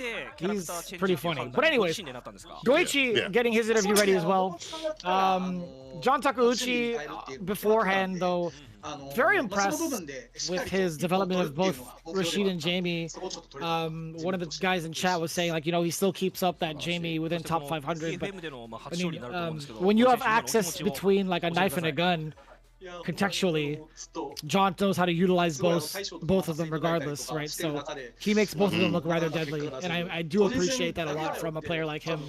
It does kind of set the pacing towards like how you utilize a character more so than just what's on paper, right? Yeah, I like that energy. Like you enjoy the character, you want to play him. You have strategies for him, even in matchups that aren't that good, and your team is allowing you to play him, especially on the away side, is great to see. You know, some players do have those extra characters, they don't use them, but he did. Goichi says Cammy was there for Hikaru, but I was also thinking about Momochi as well. And I was going to change automatically if Momochi came. Really happy it worked out. I was pretty sad I couldn't win as a team, thinking that I was placed on the anchor spot for so many games. I like the fact that he was like, you know, if Hikaru does come up, I do have the Cammy, and maybe that pushes Hikaru away from playing, you know, maybe having to play, you know, Itabashi or something like that instead. But I'm glad that he also had the mindset of like, I was going to switch regardless. Like, if he came up with this character, I was going to switch. He said, it's great that we were able to win here. We'll go like this until the end. If you go like this till the end, you'll be the most dominant team. 40 points. Kind of crazy, brother.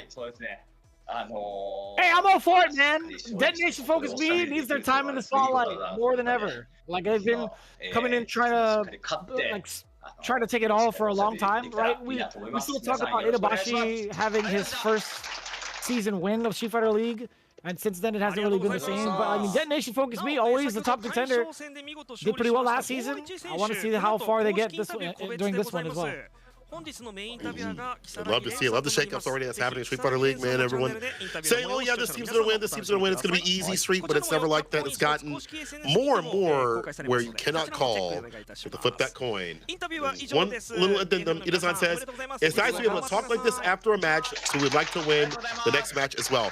If y'all remember, they were really emotional when they've lost before. We're talking to Ida-san over at ECT, and he's a little down the dumps because Street Fighter League is so difficult, like during that season. But this season, they look a lot more energetic, a lot more happy. They've been doing good offline and good online, obviously, here during Street Fighter League. So let's see if we can keep up that same sort of energy. Zeta did maybe not so good right now, so you have to get more for him. And again, best wishes to Hikaru. Hopefully he's feeling better soon and get to see him out here at the league because he's always great to see. And also just want him to feel better in general. That's the homie. Just want Hikaru just to be, feeling better out here and be back in the way that he is,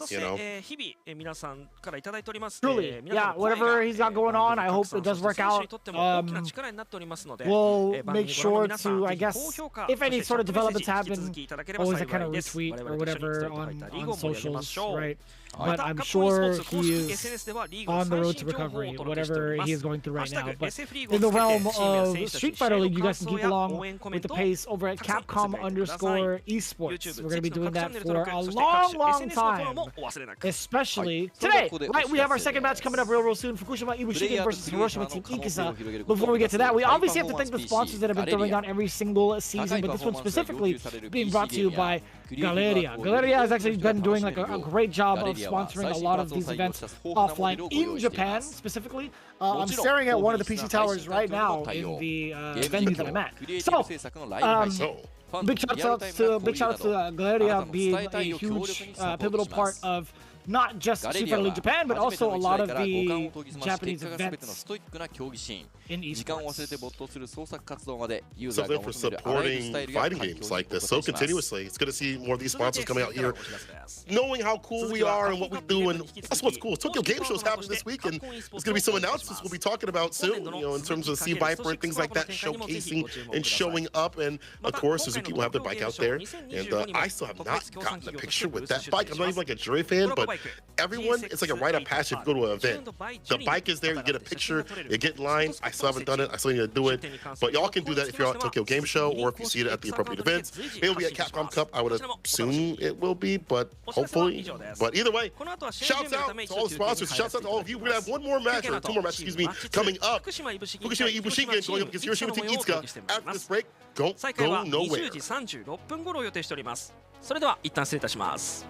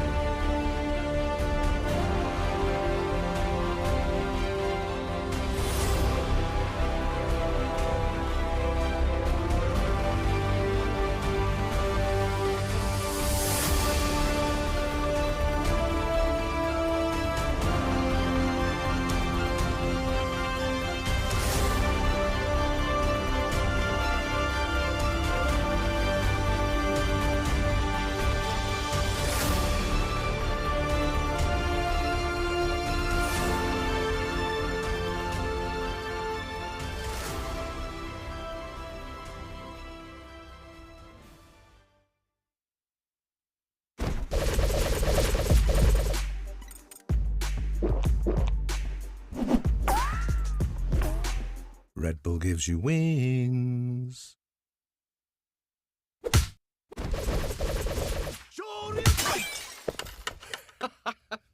Red Bull gives you wings.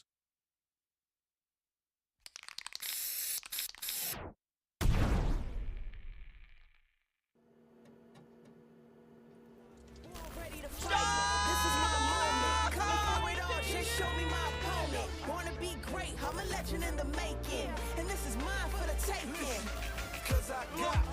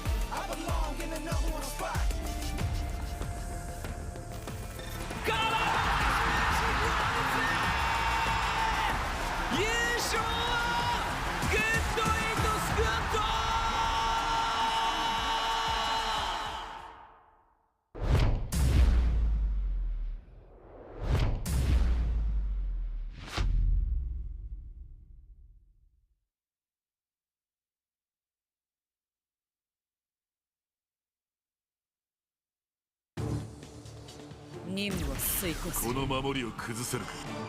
作戦開始。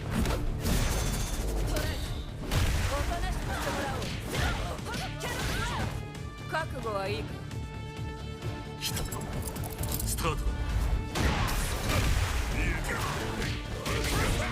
かかってこい。ここが戦場だ。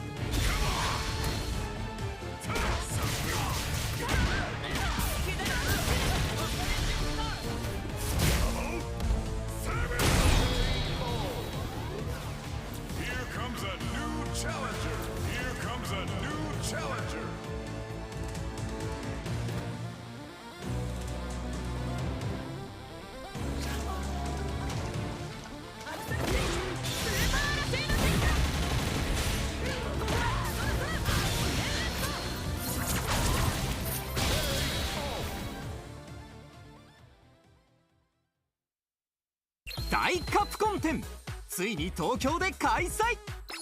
世界を魅了し続けるカプコン、ゲーム作りの裏側に迫る貴重な展覧会。新たなグッズも登場。詳しくは公式サイトで。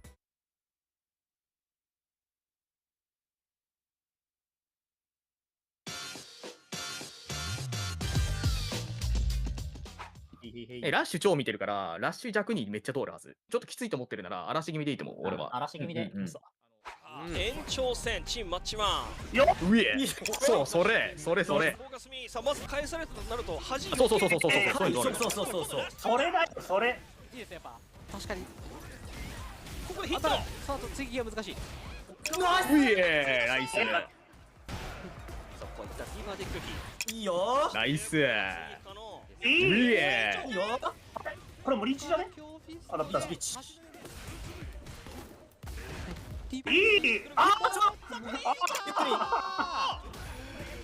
どん。決まり手はインパクト。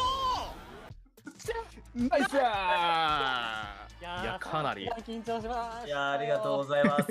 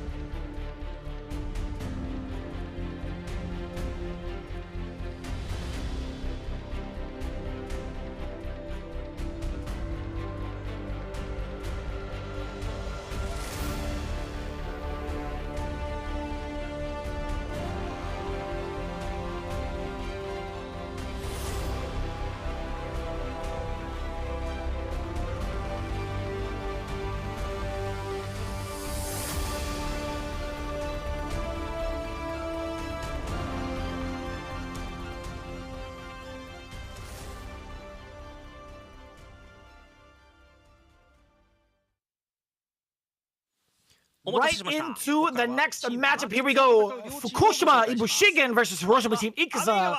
We welcome you all back with a big team introduction, starting things off with the away side. This is going to be the Ascendant coming in with Tsubasa, his rookie season here at Street Fighter League Japan. And man, am I excited to see that jury play.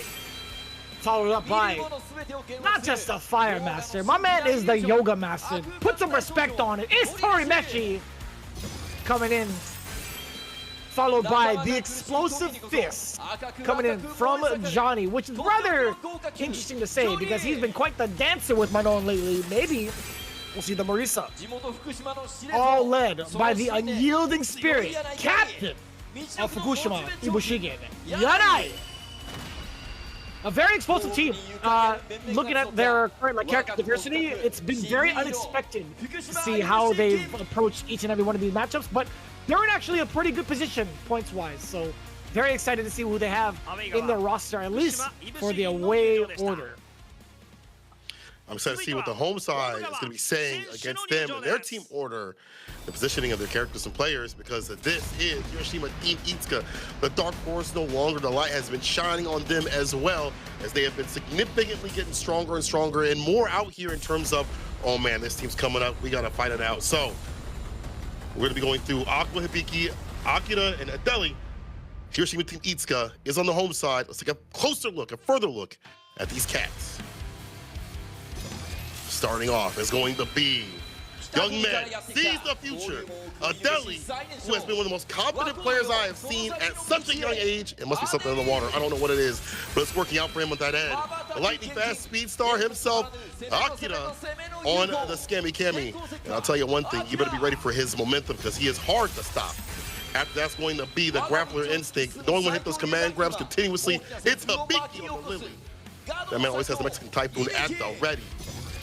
And in the last position, the duelist, challenging any oncomers, is going to be Aqua on the JP and block. Give me, I like that variety. Also like him being a team captain, being able to lead the charge for such an also diverse team in terms of characters that you don't expect or typically get to see so continuously in the CPTs, in the CFNs, and then throwing up the signs. I like that. Repping they said.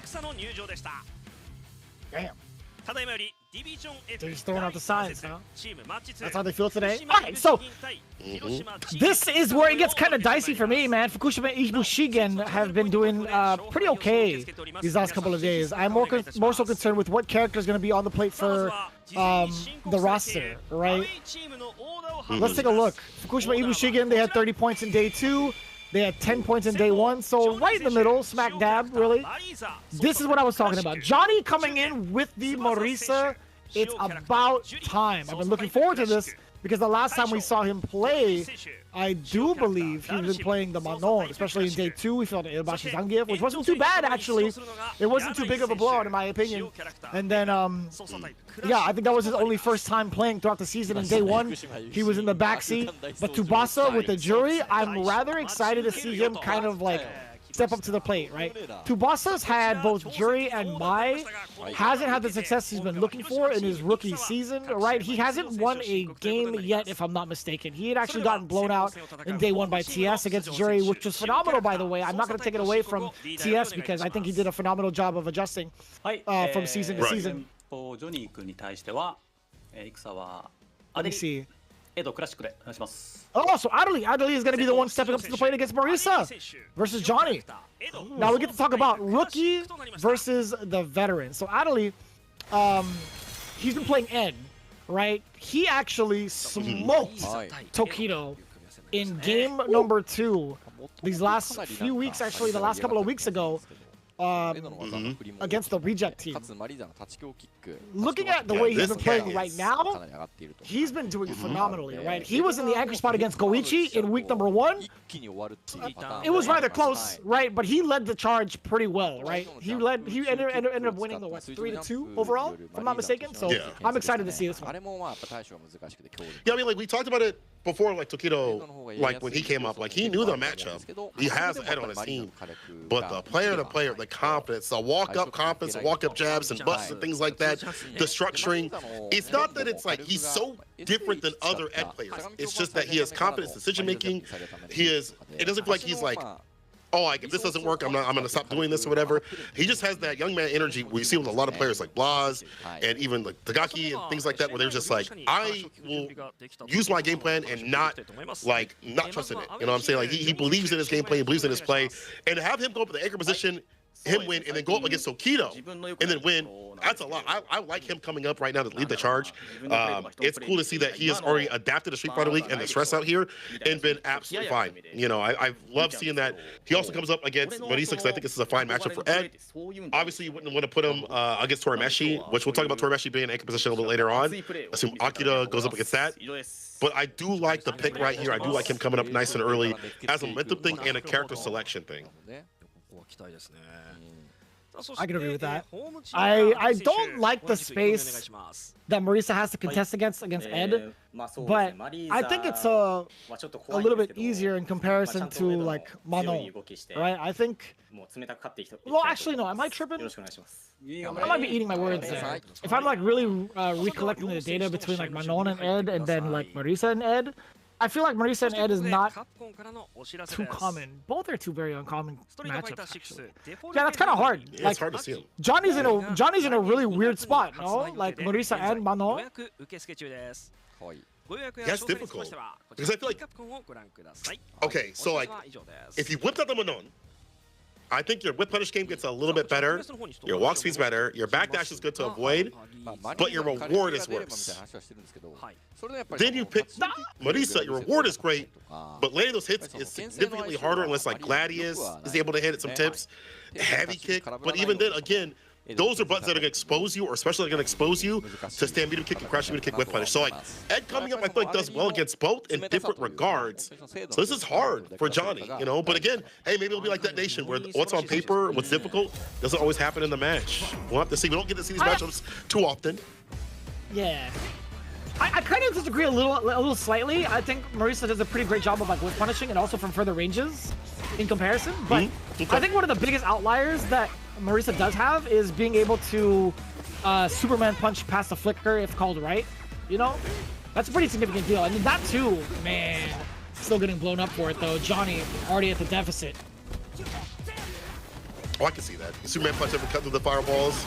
Not going to be a problem. High enough to get that anti-air the cycle blitz and the meaty fireball right after it. It is all this Ed player right now. All oppression.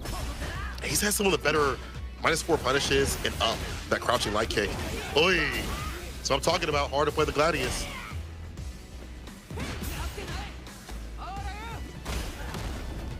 Very difficult. Johnny trying to make it work in the corner. Immediately out of there, Adley recognizing the situation quite well, but currently stuck in a semi-vortex. Oh, the uppercut.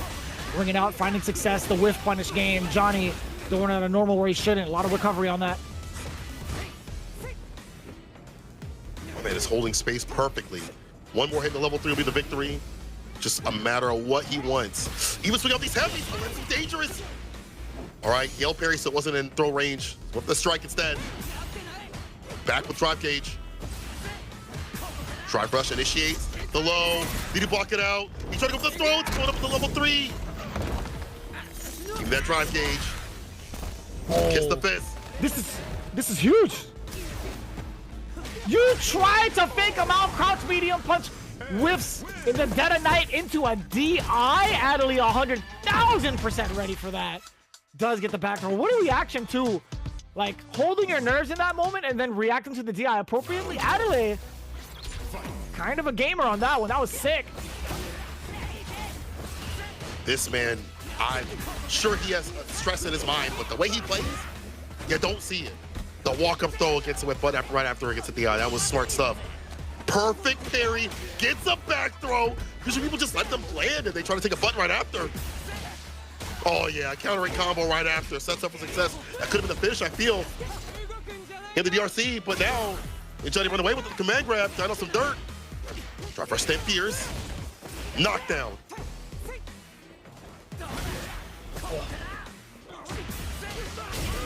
What a way to back out of that too. So deceptive. He looked as if he was well within range. Just backing away from the grab. Adley back-to-back whip punches now. The end of the round with it. Now starting it off with the jump back jab. I like that for the sharper angles. The control from Adley is out of control. No pun intended. Hands are 2 and 10 on the wheel. Superman punch trying to land against some of these projectiles. We can't seem to find the timing. Whipping that heavy is kind of dangerous. And now it's a one-touch scenario with that level 3. Gets the pick with the heavy. Level 2 instead. To be enough, they will. It's a perfect KO. The air-to-air. The aerial challenges have been perfect. Whether it's DP or air-to-air, whatever's necessary, this kid's got it. God dang. He's cracked. He's cracked. He's a gamer. He's doing a pretty damn good job of setting this pace, man. Adley looking well rehearsed. In a matchup that we rarely get to see, this guy is well practiced. Like, he is smoking Johnny in all of the ranges. I will say, like, Marisa, when she gets the openings, they are rather explosive, but this is like a totally different story right now, man. It's insane. Whiff button, raw DI. So we hit the intention with the whiff button. Starting with the raw DI right after. He still grabbed him. Like, the confidence to walk up and grab somebody. So it's just the amount of like confidence I have, especially in a very active game, a very aggressive game. It just speaks volumes to me about the type of player that this person is. And to set him up strong, that is a good start for morale. And obviously points for Hiroshima Team Itsuka. But who do you set up against Tsubasa to counter the jury? That's kind of, I don't know, like, it's kind of a tough question to answer. Let's see. So just basing it off of like recent performances, Tsubasa hasn't necessarily had like the best shine, right? Both Mai and the jury from Hiroshima Team. Ikaza though, I think, I don't know. I think Hibiki would be just fine in this matchup. Like, I know it's not a matchup that Lily players would like, but I don't see Aqua stepping up to the plate just yet. Yeah, I feel like I would go like last, like extra. Yeah, so Hibiki, that makes sense. Yeah, because you'd like to play Akira as like against Torimechi on just like a paper-to-paper thing, you know, for the anchor match, Kenny versus Sim, and then just have Aqua at the very end if it does have to go down to that. So Hibiki has to be played here. I can see that. And you're right in terms of like the matchup may not be fun for Lily players overall. You know, I think button to button, actually, just overall, you know, in terms of being, you know, we have jury getting aggressive on you up in the corner, things like that. Your lack of defense is going to be hard to contest against. Hibiki, though, I feel like, you know, he's been more weathered in Street Fighter League overall. He's been in positions where the matchups haven't been so fun for him overall, for his character, but he's been able to stay solid regardless of what happens to the fact. And I feel like him also having some experience in the offline grind, that's also led him to be a stronger player and competitor. Like, it's all kind of led to him being a better player just overall, if I keep saying overall, but being a more consolidated player, I should say. Yeah, that's fair. I want to see Tsubasa shine, man. Like, I want to see him at least get a W, right? He's currently 0-4. I've started to watch his CFN a little bit closer. I think he's a very like competent player, but now he's being thrown like so many different looks, not only just in league, but also like some of the matchups at hand. Like being on the away side is definitely not going to be giving him any favors. I think Lily is going to be like increasing his losing record only because like how else do you get that practice? Genuinely, like I'm being serious too. It's like how else do you get that practice outside of Hibiki? You know, that feels bad. You gotta take a trip to Chicago, fight El Chicote, come out to the Midwest tournaments. Like, where else do you find that? You're right. Like, honestly, Hibiki, Tay, there's only a handful of other ones that are out there that are really playing this character at a high level. So getting practice, much less having to go to him to find that sort of Lily player is going to be hard, you know? So that's a lot to throw at Tsubasa. And with the stress of him not having points already, not starting off strong while your other players are doing mad work out here and you're lagging behind, you're like the weakest link. That's gotta be bad. That's gotta feel terrible. Yeah. But we'll see, man. I think there's a lot of promise with this character. Sorry, a lot of promise with this player so far. He's picked really strong characters to equip himself with, both Juri and Mai. But this is going to be such a speed bump, right? This is going to be like such a growing pain. Getting yourself like situated into Street Fighter League. I mean, we have so many games, so many more weeks to play in general. So like, I do have a lot of faith in Tsubasa. But going into it, right? Like Hibiki, let's talk about the matchup a little bit. Like Hibiki does a great job of understanding what spaces to take some of these buffs. These are the cutest plushies. Hold on, before I even get into it, pause this note. Aki and Akuma as plushies, I didn't even realize it till now. I might need that one. Aki looks really cool in plush form. That is sick. But anyways, I don't know. Chico chat's going wild, by the way. Vicious said Juri is strong. I think majority of the world would agree with me. But anyways, I think Hibiki does a really great job of understanding his spacing and also the pacing. Like, not even just to rhyme, but he knows when to buff up. He knows exactly when to take space to counterplay, right? And also, him having that buff up means he's able to at least traverse past the projectiles pretty consistently. So we're going to see if that plays out just like that right here, right? We do get the first buff up for the Windstock. Now we get the Spire to close the gap. Now on the offensive and completely going into another Windstock. Tsubasa already looking rather dry in drive gauge. Has over the corner, nice little shimmy with the stand pierce, slight little micro walk back.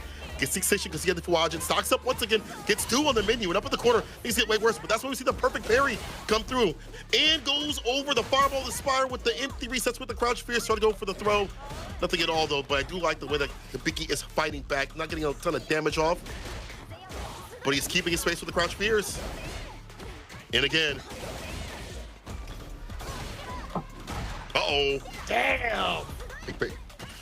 Right at the toes too, to get that stagger. Tsubasa, drive rush on in, does get the back though. He's got 2-1 now.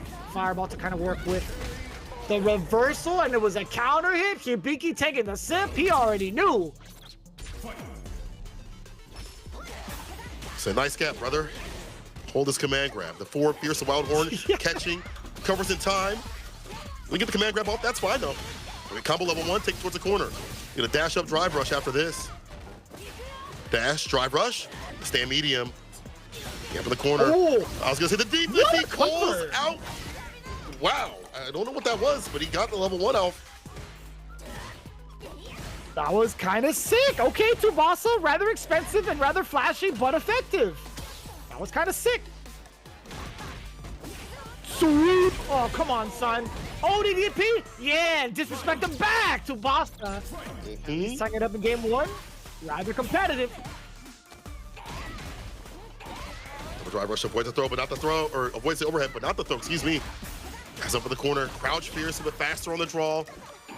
Quick rise, avoids the throw. There's been a lot of situations where it's been like knockdown, it's like Mexican Typhoon, and Tsubasa either jumps neutral or he does back jump. This leads into level 3. Tsubasa can prove Chico wrong. Big, huge lead up in the corner. Shimmy with the stand fierce. He's killing the drive gauge, time to kill the character. Oh! That's fine. He still cut the movement. Oh, that's dangerous. Hibiki does get the command grab, charges up a Windstock. Tsubasa not really at liberty to be any close to him. Oh, 3 of them, and he gets his drive gauge back. No shot. What a perfect parry. Tsubasa with a slight pop off too, and an appropriate punish.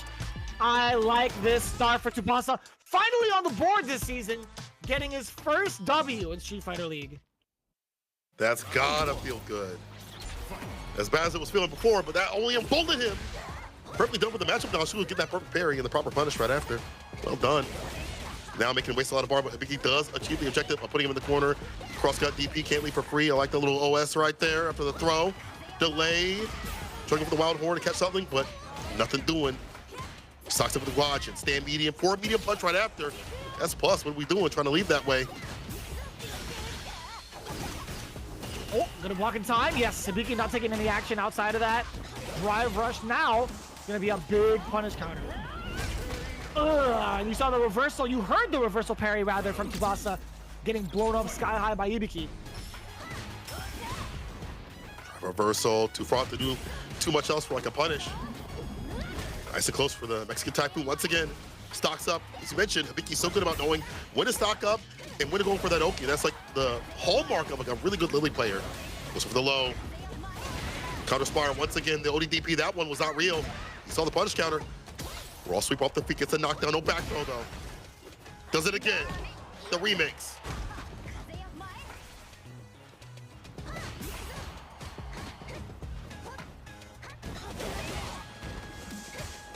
Caught him raw, empty low this time. No command grab. Oh, Tsubasa sensed it. And he had to do it, right? Getting the option select coverage. Counter hit. That's gonna be enough. Yeah, I think it was gonna be more than enough, regardless counter hit or not. Hibiki with a huge rebuttal. 2 rounds straight, ending it with the command grab. Kind of been the tail of the tape right there. Command grabs have been landing a lot more. He's been able to hide them, where in the first game, a little bit too obvious. We saw a lot of like neutral jumps, jump backs, and things like that to avoid. Now getting whip punish off with the 4 fierce, the wild horn. Stabbing these buttons every so often, take back the turn, stocks up in between. That's 2, and these fireballs seem like they're risky, so try to walk forward, get hit with the OD. Trade, not the best combo, we get the air. I like the control coming in from Hibiki. A little bit too far. Drive rushing forward. Excellent call out from Tsubasa. That's totally fine. Reversal command grab. Are you joking? Tsubasa actually tried to delay the normal instead of going for the normal pressure. No standing medium punch meaty. He delayed. See a lot from a lot of players trying to switch it up, make it harder for people to perfect parry or do something on block. Whoever it may be, he was ready for it. Hit the SPD. Up in the corner now, Tsubasa. Your time to shine with this character. Is that a punish? No. No, it is definitely not. I don't know what that was. Like, come on now. I don't know what that was, to be honest with you. Because yeah, blocking that is only -5. Like, Super's not that fast. Definitely not. I'm so thrown off by that. I don't even know, brother. Like, I really don't. That's wild.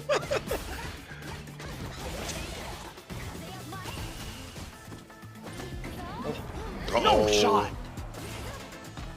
Yeah, caught the parry. That man's reading the defense.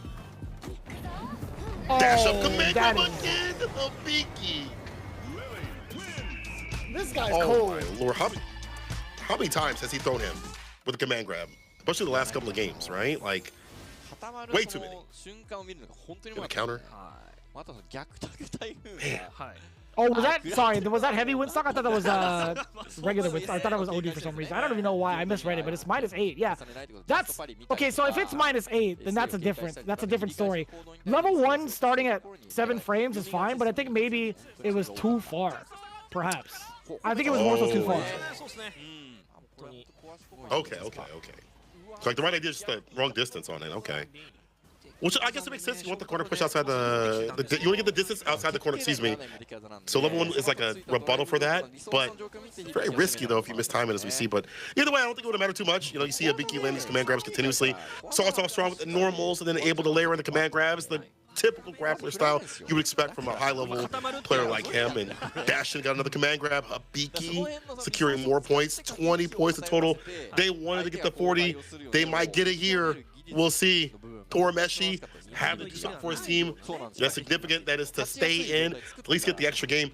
And then the fact that they willingly sent up Torimeshi, we know that he can fight out bad matchups, but it's someone like Akira with the Kami. What do you think about this pick? Is it confirmed or is it gonna be the Blanca? Right? I mean, like that is I feel tough. like it's gotta be, right? I like Akira here. Personally, I think. 大将鳥飯に対しては、戦からは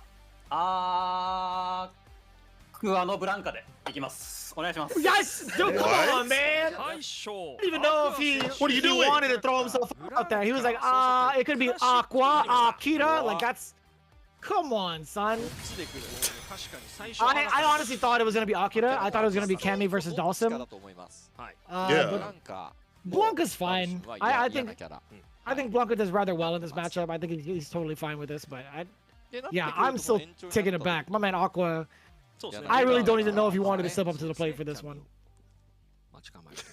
It's like, I guess I'll do it. I guess I'll do these chores. Now, the thing is, I think maybe this is also to ensure like you have a better matchup spread for the extra match, maybe.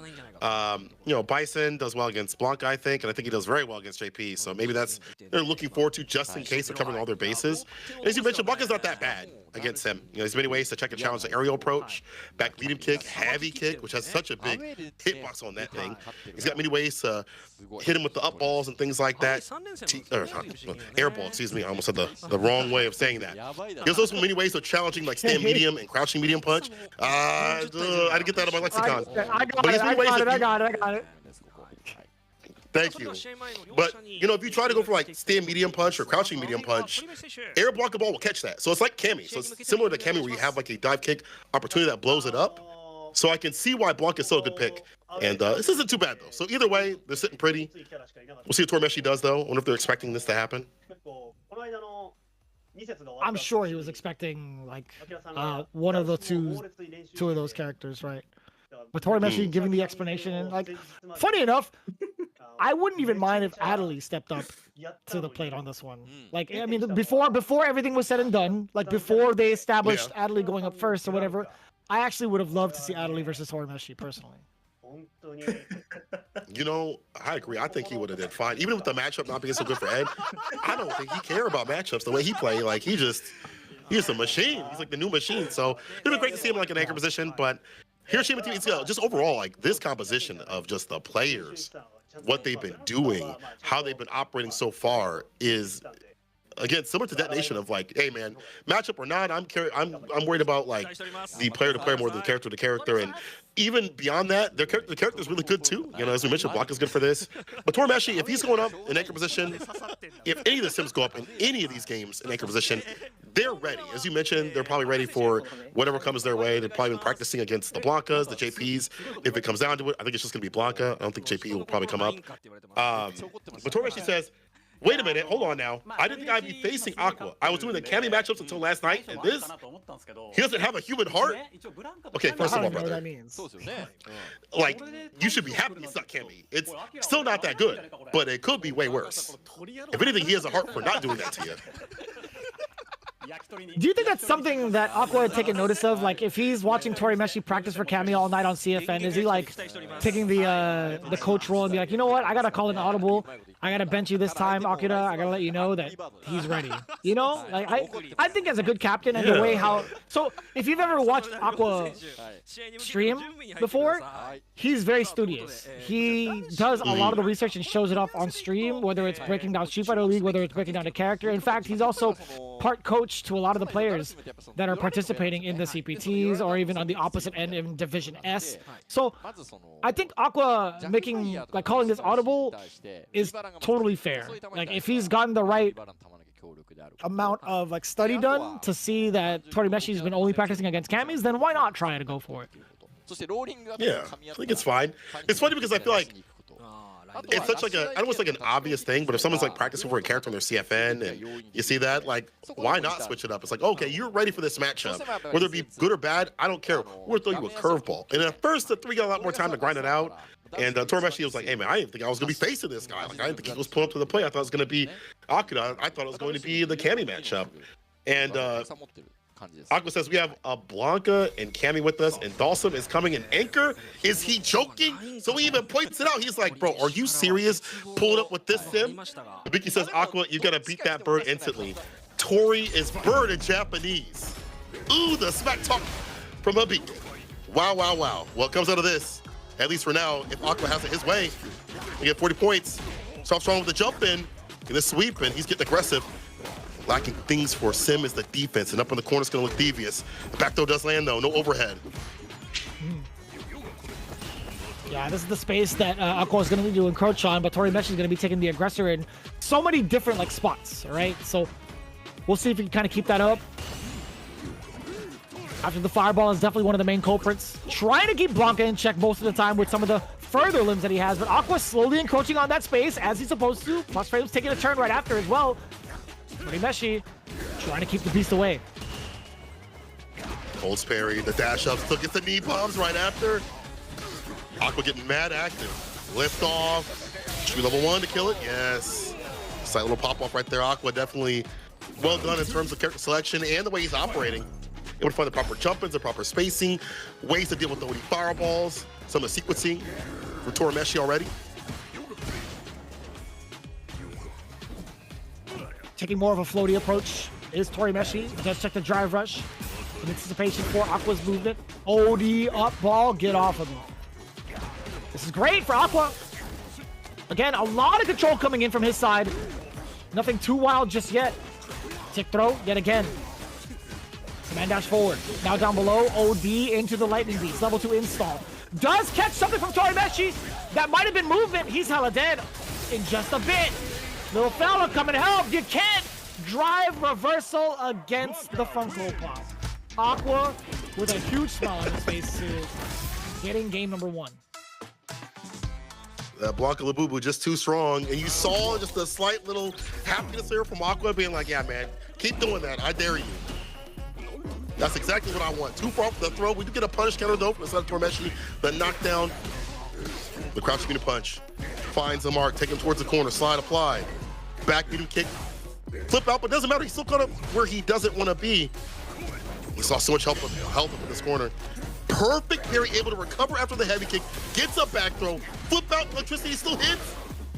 Oh my lord. Help this bird.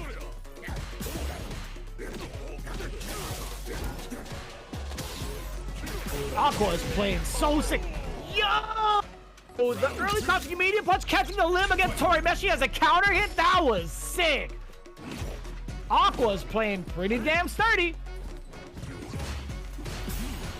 He is eating this bird up. You saw him rubbing his hands. Look at his lips. He's like, it's time to feast. Gets, of course, knocked down with the side. Back beater kick. Trying to go for the DI and rob him. The back throw did happen here. Torimeshi switches positions.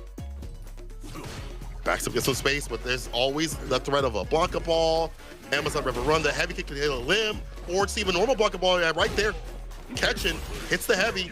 Dash up and check the challenge. Blast. Reset him. Parries the fireball. Man, if you would have whip punched that, I'd have lost my stuff.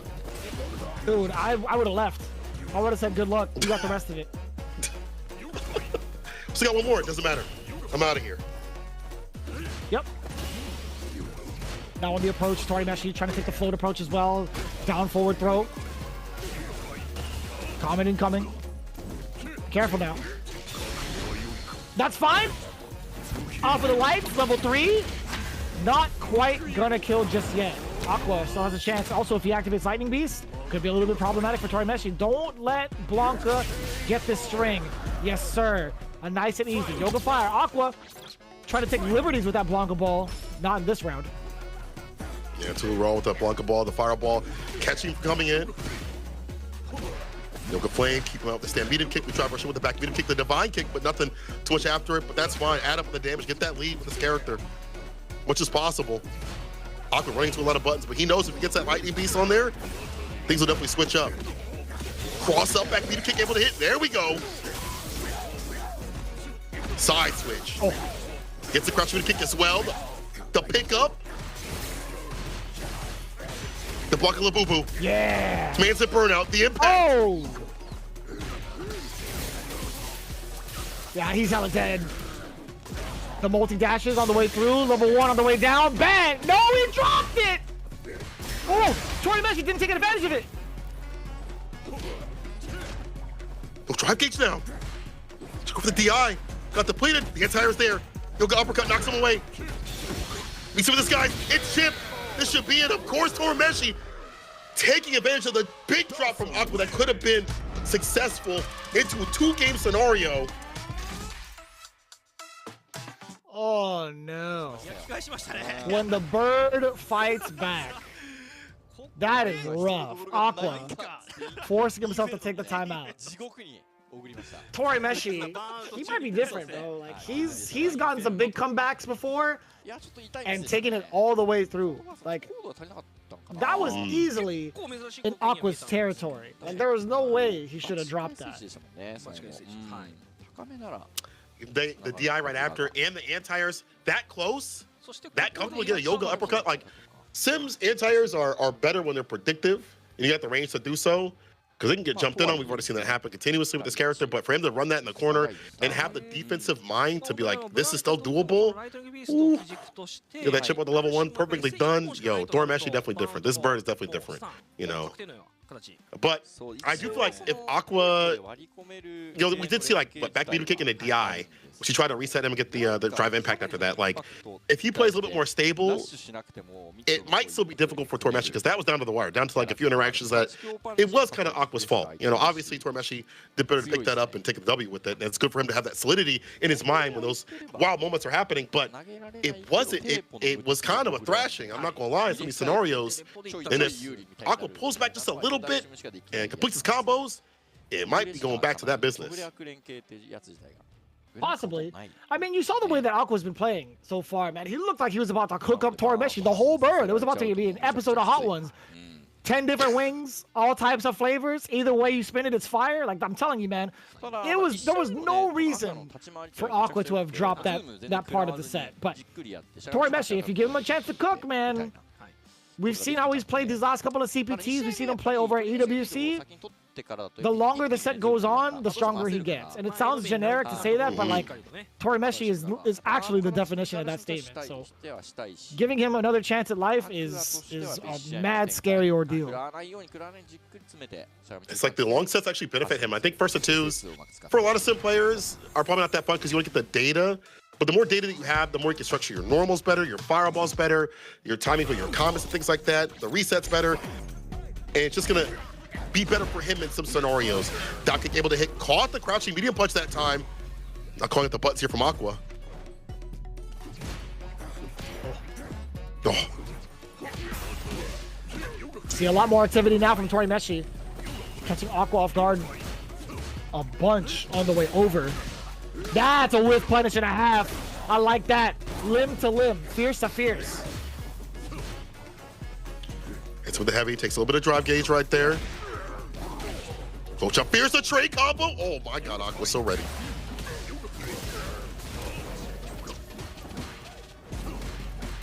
I like that. Almost right there, the DI. Perfect parry. Oh. And he gets a back throw. Oh, too high on a dive kick. He could finish it off right here and now, or at least cause the burnout. No fella. Counter hit, needy enough. Yeah, so Aqua, he had that set up in the bank no matter what. I think there's gonna be so much chip damage on the table against DetonatioN too.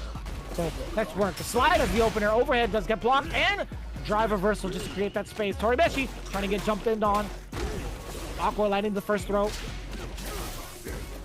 Waits for him with the throw. Got the punish, dodge kick's able to hit. Resets into a back dash, trying to play a butt, but the jump heavy kick is there. Aqua keeping things a lot more stable right now. What we've seen, was able to get the back medium kick, Lance was ducking. Offensive drive reversal to keep him in the corner. Dive kick gets a grip right after though. A little too high, my friend. My God, Aqua is playing pretty damn solid. Those last couple of weeks, so that dive kick, I don't know if it was like punishable because it was too high, or did I hear the parry flash? Either way, if I did hear the parry flash, Aqua is absolutely ready for whatever DetonatioN decides to do. And also, that slight delay into the hezi that Aqua did at the end too, very much so a good call against DetonatioN's defense. Damn, son. Aqua is playing out of his mind. This is the sharpest I've seen him play in a long time. Yeah, word. Well, able to clip a limb, being able to get in effectively without having to expend so much health as a resource to get in against him. Try to go for the air block, both did not work out. Now the OD. The matchup knowledge. He's going crazy. My bad, Cola. My bad. He was going crazy on that. No, you're good. It's insane the amount of lab work. You talked about it. We see it being delivered right now. Double jumps, gets a throw, get close enough. You can smell his breath. Oh yeah, eat him up. Damn, he's going for the breathalyzer? Hold up. Over the speed limit, sir. Let me get this checkpoint. Sir, you went past the speed bump. There was a stop sign.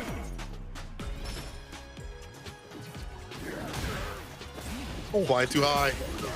Aqua with the crouching medium punch, drive rush, conversion level 2. Commute towards the corner.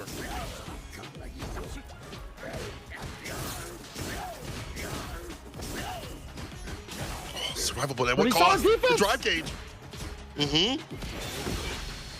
Excellent choice. Crouching medium punch, confirming to the super. Torimeshi staving off. Okay, I was gonna say prior destruction, but Aqua again, crouching medium punch is mad active. And the big throw bait. Is this enough? Is this enough for game? Don't drop it again. Okay, it doesn't matter. Aqua catching the last game. No drops towards the end. Thank God, because if he set himself up for another level 1 and dropped it, I would have been really sad if he did. But luckily, the up ball was more than enough. Damn, son. Brother. 40 points. Hello? What's in the water, Street Fighter League, yo? 240 points. This time, Hiroshima Team Itsuka. Does he have no heart? Nice work. Do you have no heart, Aqua? That's the 40 points that Ikaza needs, I think. I think everybody wants and needs a 40-point ball game. But in the context of it all, Hiroshima Team Ikaza, again, like day 2, only net themselves 10 points. They had the big opener in week 1. So this is a pretty significant deal now, being at, what, I think 80 points total now, so that's about like a good position to be, maybe like top 2 for the current leaderboard. But man, what a significant drop towards that game 2, Aqua. As sus as that was, his options against Dawson's specifics have been so well rehearsed, man. Especially around the OD Yoga Fire that bounces around to protect Torimeshi. Like, Torimeshi uses that as a shield a bunch. But man, Aqua, he was so ready for it. I was so rather impressed, dude. Hiroshima Team Ikaza looked to be flying high this season, and I'm very glad to see that, specifically because of how they've been performing the last couple of seasons. So, nice work, man, overall. Really great work. Good to see the matchup knowledge, and once again, players that are just gonna run what they need to run, get the job done. And as you mentioned, Aqua being like, "Oh, you're playing against Cammy. I'm gonna switch it up on you. You did all this practice. You did hours to prep work for Cammy. You went and prepped up for biology. Well, guess what? It's geometry today. We're doing something different. And again, the matchup knowledge, I want to go back to it. Like the fact that he was able to be ready for trade combos, even the buttons. If heavy kick wasn't hitting, it's like as a sim player, you're like, damn, I can't press anything while I'm up here. I can't do jump fierce. I can't come down with a bad bump jump, heavy kick, whatever, because I might get clipped. And then he gets in, and it's over. Lightning 2 is popped. Little mini me that just the two of us is just rocking me back and forth. That's a 2v1. He's got the assist. He's cooking me up in the corner. That bird definitely got cooked. So Hiroshima Team Itsuka, 40 points and total good stuff. Akira waiting in the wings. Had things got dicey. He went against Yanai, and I think that's not a bad pick having Cammy against Bison. Wouldn't have been terrible at all. And even though he didn't play, he did have things to say. He said fantastic games all around. It was fun watching the best games from the nearest place. So he was like, I had the best seats in the house. On the stands. Right by my friends. Yeah, that's gotta feel way better than being put on the spotlight, being put on the button, right? So I'm sure Akira was like, you know, Cap, if you say if the captain says I'm coming up to play, then I will definitely take that back seat, and that's a lot of faith in your captain, right? And it's very much so well placed. Akira was obviously ready to play against Torimeshi, but Aqua, he was a step ahead. Like, if there was anybody more prepared than Akira, it was definitely the team captain. That was a beautiful, beautiful display of matchup knowledge. The fact that Akira even said, like, I was planning on playing against him, but Akira told me that he would go. It was like they were both ready to play in that matchup. So, and once again, it might not have mattered who went up. They probably would have taken it. But again, Aqua's matchup knowledge was fantastic. Good to see that on display. You don't get to typically see a lot of Blanca versus Sim. On a match we get to see so continuously. There's not that many Sim players that are really left. And the Blanca players are getting better about being out here. But, you know, it's only a handful that are really making the results happen. Kings Vega and Minardi. So it's cool to see that matchup. You can't swear when we play Street Fighter League, but Aqua's confidence led us to victory. So I'm guessing he couldn't, you know, say what he wanted to say with explicitives, but hey, it's a good match. Heck yes, let's go!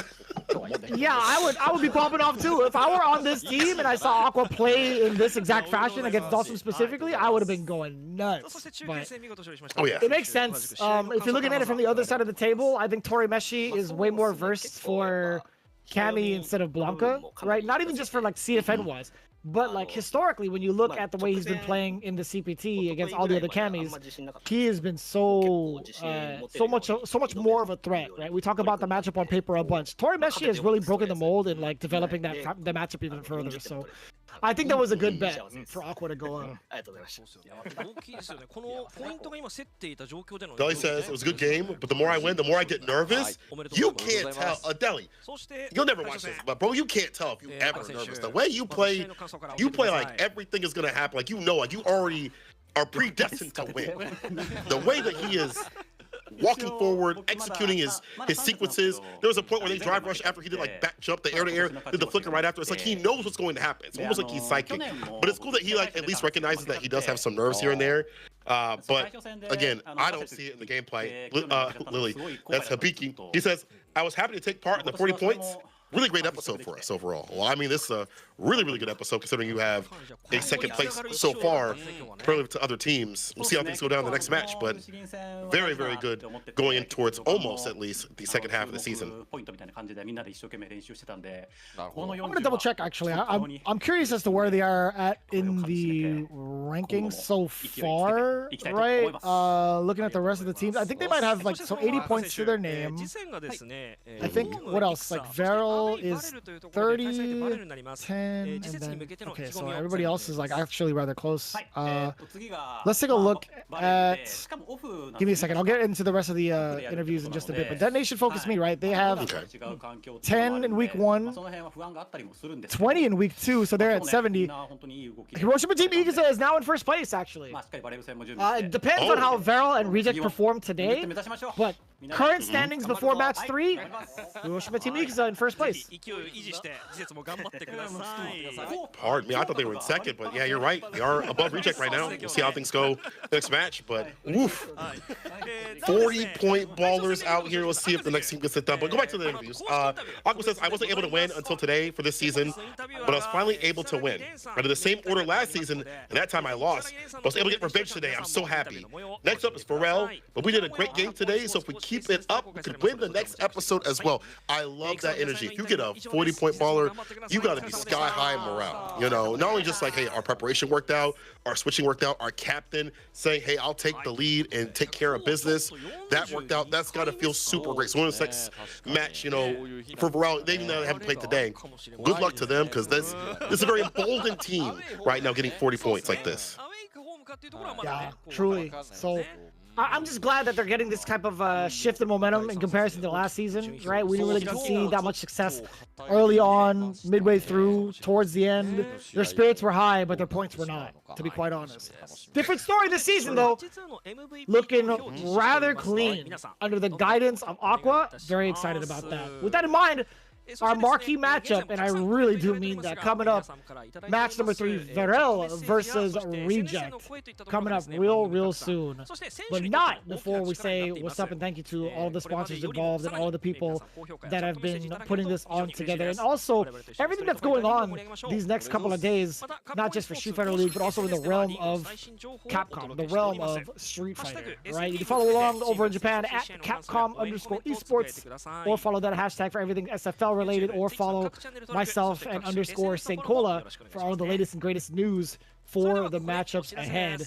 With that in mind, though, there's a lot in the works, especially from Red Bull, one of our prime sponsors for Street Fighter League Japan. I think the B-Boy competitions are actually insane. The Breakdancing Championships happening. World Final in Tokyo. I wish I was there to check that out, because that would be kind of godlike. But they do have these exclusive collaboration cards with all of the characters in the Red Bull fits. I kind of like that. I low-key kind of like that. But yeah, that's going to be happening in Tokyo. I wish I were there to kind of like check that out, but at the same time, I need to go back home, brother, sometimes. I need to just rest and chill. But if you guys are in Tokyo, be sure to enjoy. A lot of activities coming in from Red Bull in collaboration with Street Fighter. Very happy about that. Hope we get the collab, get those costumes. That'd be really super sick to see like the Rebel costumes in the game as well, what they did with 5. Put them here in 6. And speaking of collabs, I mean, speaking of merch, to be honest, we have Street Fighter League merch. I don't have Street Fighter League merch, but they do have it for sale. I definitely want to pick up some of this stuff. The hoodie looks fantastic. I want the shirt. You also support your teams right there too as well, individually. I need the glow stick too as well, just to sit there and cheer. You know, we did that at EWC, like to see it also over maybe a Capcom Cup or what have you, but it's cool that they have all these different various things you can do to support Street Fighter League and also just support the teams that you love so much. So the merch, I'm gonna have to get on that. Hopefully I have to figure out like where the Amazon link is and how to import that. Gotta get on that right now. And we're getting on also to the last CPT stop after Evo France. It's gonna be on November 1st and 2nd, so it is around my time. So that's going to be the tournament in China. It's gonna be the very last offline one, and we'll see who gets that final qualification as well as many points as possible to qualify in that aspect, in that regard. Now, people, we have our final match, VARREL versus Reject, to close things out for the day. Stick with us. More action after this break. Don't go nowhere. 34分頃を予定しております。それでは一旦失礼いたします。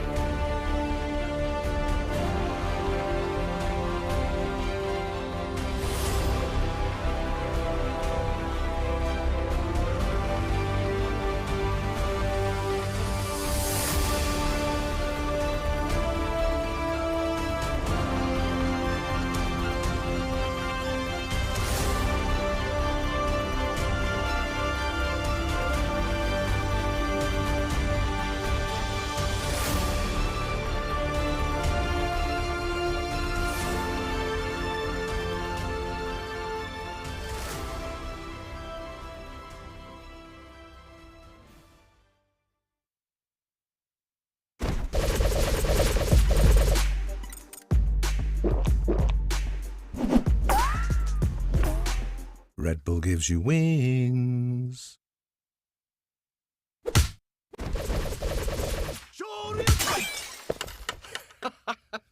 Red Bull gives you wings.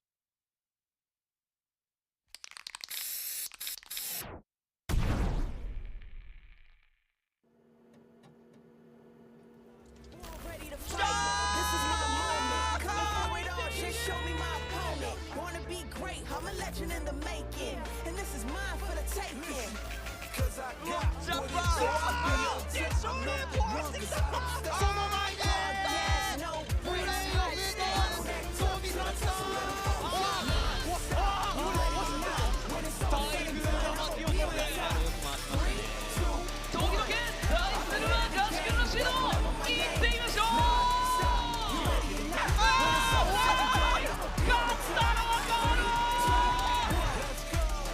I belong in another one.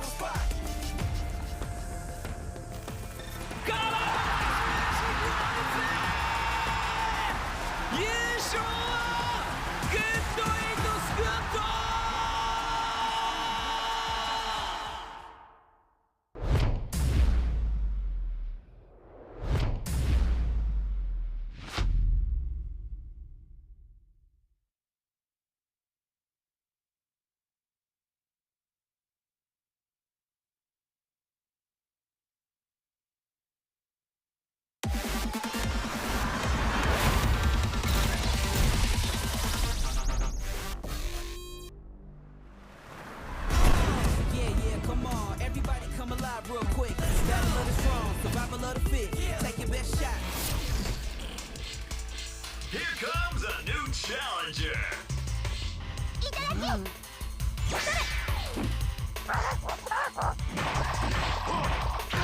る気あるのか？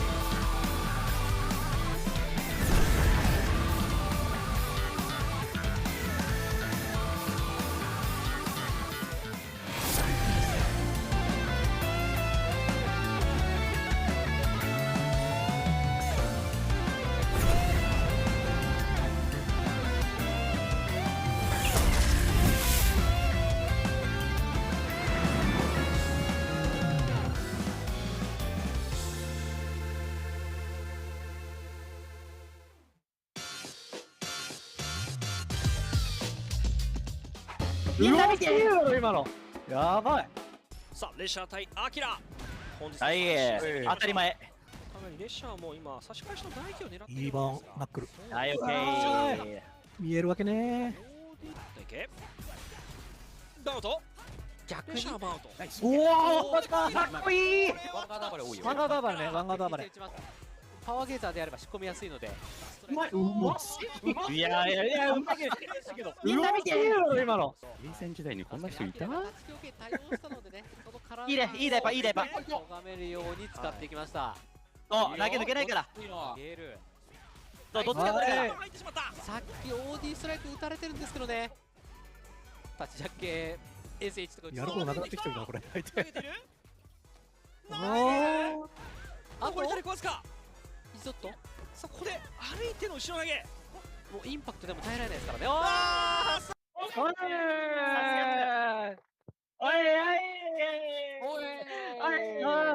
さすがです。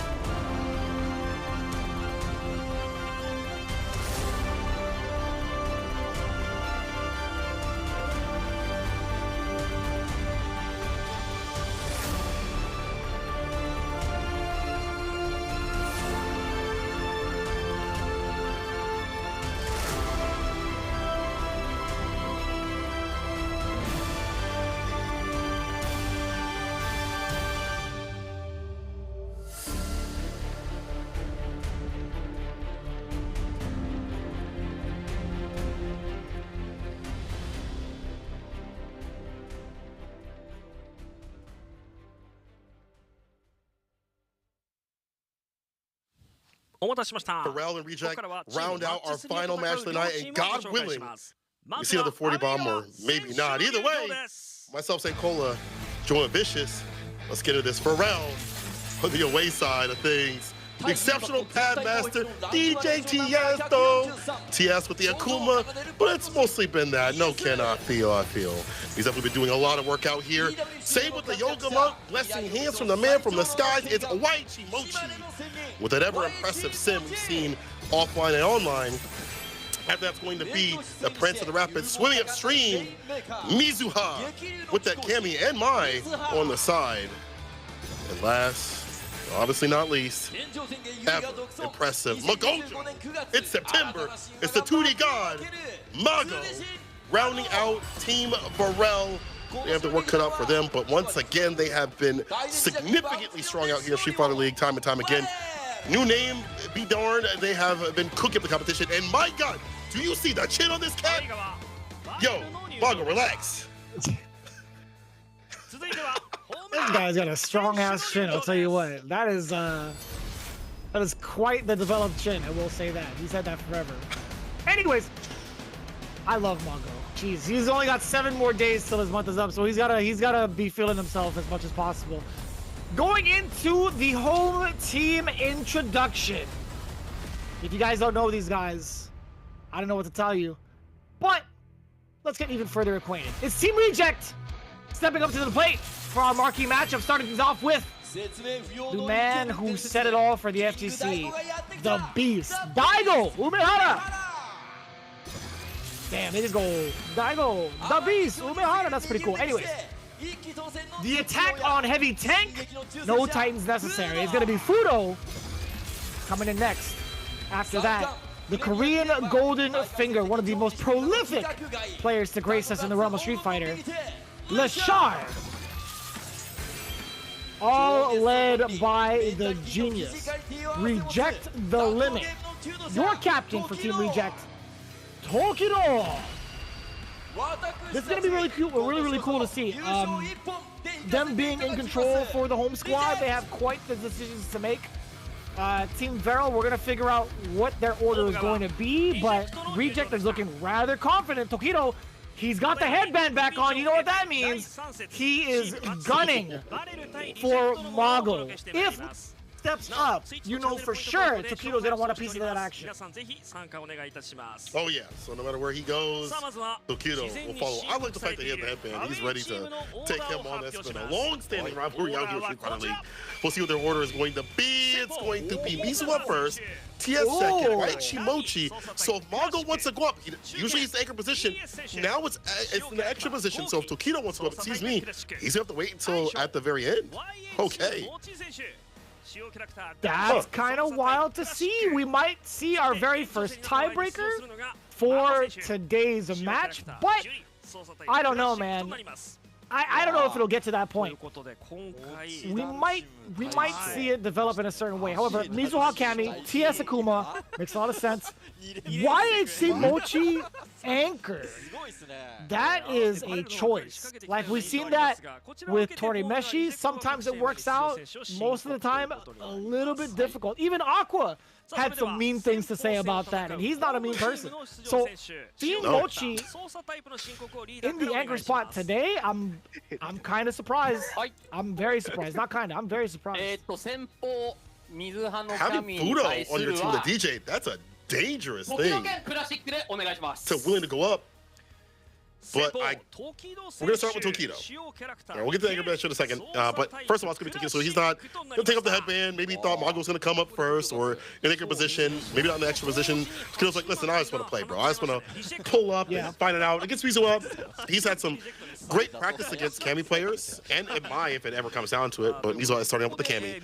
So I suspect it's not a bad pick for him to come up. He's had a very storied time against Kami players in general, and offline and online. I feel like he has good game plan against the character. I don't know where the matchup sits right now. Like, I know obviously some nerfs have happened to her crouching medium punch.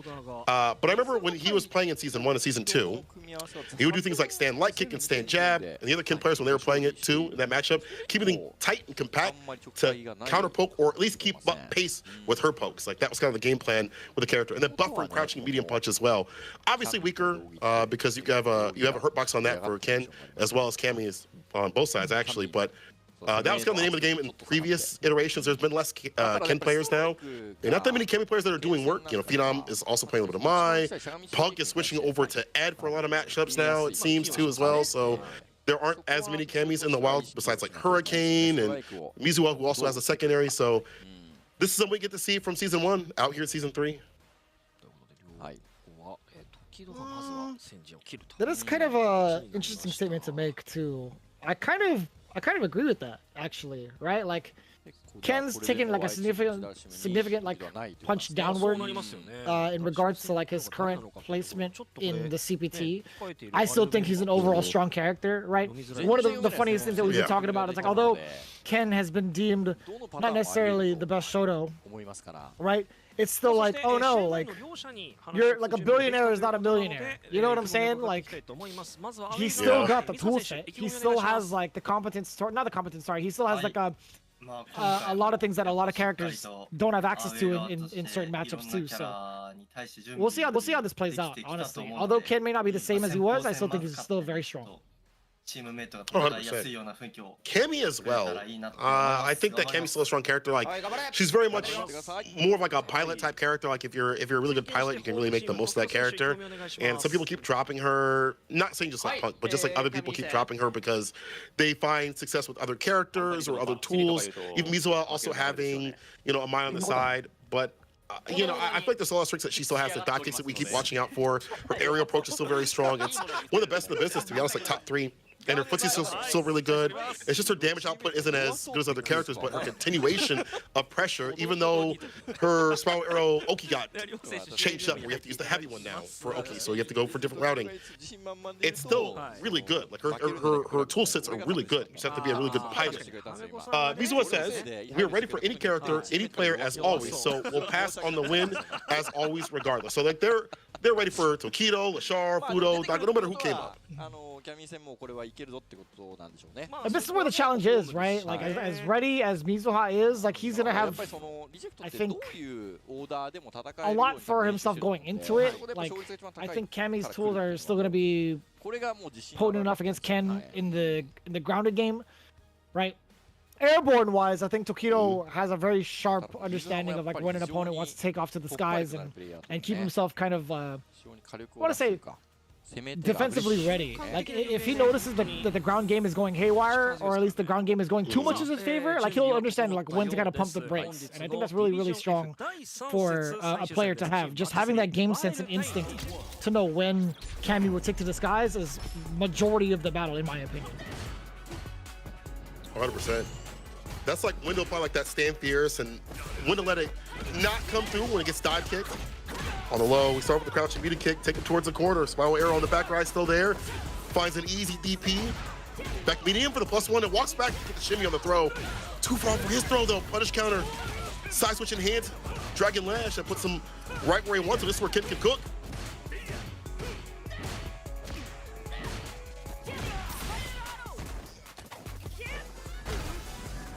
Damn, this is all Mizuha right now. The big gamble from Tokido. My man Mizuha was mad for. First round to him. Tweedle, yeah, not gonna go for the anti-air. Didn't believe in it. That's fine. Block it out. Trying to put with the fireballs now. Trying to introduce something more with the plasma. Than just the buttons. And trade with the stand light kick. We talked about the buttons. Stand light kick and stand light punch. Trying to counteract her poke buttons. Ooh, but what happens with the heavy hits? Pretty good question to ask. Tokido still trying to gauge the space with standing light kick a punch. The punish counters have been coming in from Mizuha. Not confident in that one though. Off of the standing medium, just wasn't ready timing wise. Oh, punish counter gets the Jinrai. Gets a punish. Excellent pacing so far from Mizuha. Genuinely. Looking at the way Tokido's kind of like throwing out some of these lights, still out of the ranges too, utilizing that walk speed that Cammy has against Ken. Probably one of the more patient times we've seen Mizuha. I think last time we saw him play, also in a similar regard, but even more patient than usual. Tokido can't get a read, can't find an opening to trade. Still in favor of Mizuha. He's had such a big lead. Uh-oh, counter hit, so we get the crouching kick right after the jab. Gonna spin that level 3 to get the bar back. Never a bad time, I think, especially when you're on the verge of death. And Tokido never shy, hitting that level 3 to get that big beat up and drive gauge to get oppressive. Oh, good timing too. Your back-to-back sequences of offense in that moment too, Tokido. A lot of gusto in that corner pressure. I gotta say, after that Jinrai had landed, I didn't think he was gonna go in for like another low medium kick afterwards. I thought he would back away expecting an OD or like a reversal of something from Mizuha, but either way, the big opener now from Mizuha. Not gonna take it lying down, or so we thought. The big rebuttal, Tokido getting the corner carry after the enhanced Tatsu. Couple of lights. Oh, he delayed a little bit too much. He's all got out of dodge. Gets the anti-air with the DP. Hits the heavy. Punish counter, kills the drive gauge. Meeting with the crouch fierce. Resets the pressure with the dive kick. And leaving a DRC right after. That's fine though. Oh, the low. No confirmed just yet. Gotta be in kill range. Just like this. Charge up DP, level 3. Delta Red Assault.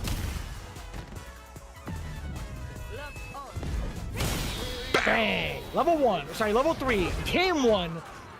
Going towards Mizuha's favor. The pacing's been kind of patient from both ends, right? Tokido has had some big openings against Mizuha, but nothing too brash on defense from the other side. I'm really enjoying Mizuha's patience and non-super committal defensive options, right? It's something that we haven't really seen from him like in earlier seasons of the game. I feel like this is like an evolution of Mizuha's play. More patient, better with the buttons, poking it out, ever so often throwing like the backswing blow and things like that. He's up in the corner. Turn for the Jin Ride, gets the jump light kick. OD, so we get the side switch off of this, expanding the bar. Gus at that corner. Well worth it. Crush Fierce, stand fierce. Killing the drive gauge, getting some of his back. Nice interruption with the stand light kick. Now you're in the corner. Oh, huge. Getting over the fireball like that as well.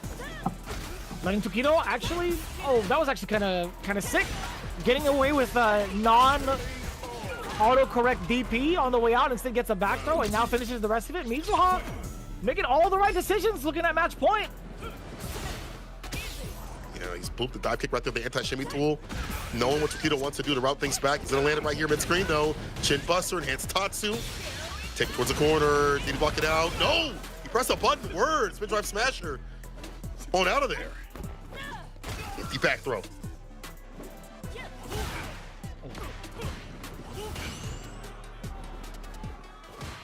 Tokido trying to bring it back too, but he can't close the gap successfully just yet. Oh, that was really unlucky for Mizuha. He called the fireball correctly, just at the wrong time. Driver's delaying to nothing. No. We spoke too soon, right? All right, I guess I'll take the blame on this one. I spoke too soon. Mizuha trying to come in with the ODDP. Tokido making the right read. I thought I was gonna hit too. Good reads right there for Tokido trying to round it back. Staves off set point. Drive rush jab, just get underneath. If he doesn't feel like he can anti-air, he's gonna be able to at least get the side switch. A lot of bar expended, but he does have level 3 to get the bar back. And in round 3, that's a lot better. Uh-oh, Samiru kick whipped completely. It's a punish. Mizuha gonna take all that drive gauge. It'll be harder for Tokido to at least get his level 3 off. So leave no gaps. Yeah, a really rough spot being in a burnout. Mizuha still has all the screen time, all the screenplay to work with too. So much real estate behind him. So much meter in the drive gauge, dumping out the rest of it off of a dive kick. Mizuha picking apart Tokido at every which way. I'm telling you, man. So well played from Mizuha. I couldn't explain it any further than that. I think Mizuha just had Tokido's number right out the gate. Looked rather confident. That looked really confident. Yeah. This is different Mizuha than we've seen before. I feel like in earlier seasons, he's so aggressive. Round start power arrow, round start driver, just like really active options all the time, constantly. That's how he's been known to play. But this is really confident, calm, cool, collected, poking it out. Every so often with some risky stuff. Well-timed jumps, though. More importantly, I feel like his footsie game just got better. His confidence, as you mentioned, got better too as well. Be the proper ranges, walking him down, not just drive rushing in foolishly. I feel like he just had the lockdown continuously, and he took the drive gauge back, or took it away from Tokido, excuse me, which means that it's harder for Tokido to land that level 3, to get the lead up, use that any sort of bar at the bottom. He just got cooked. Mizuha is just so good about, at least nowadays, about pulling it back when he needs to. It's got a different look that looked like Tokido wasn't expecting. 2 games straight on Tokido. TS comes up next. Who do you send up? Me personally, I do like Lashar, but I wouldn't mind Daigo. Lashar, maybe not so good on paper, but he's got so many variety of characters. He's got the Mai, if he wants to run it. That's a pretty decent even matchup. He knows how to play the cool matchup with Ed we saw previously against Shuto. Or you can send Daigo up for the mirror match. Either one. I just want to save Fudo for that last one, though. Honestly, I like Daigo in this matchup.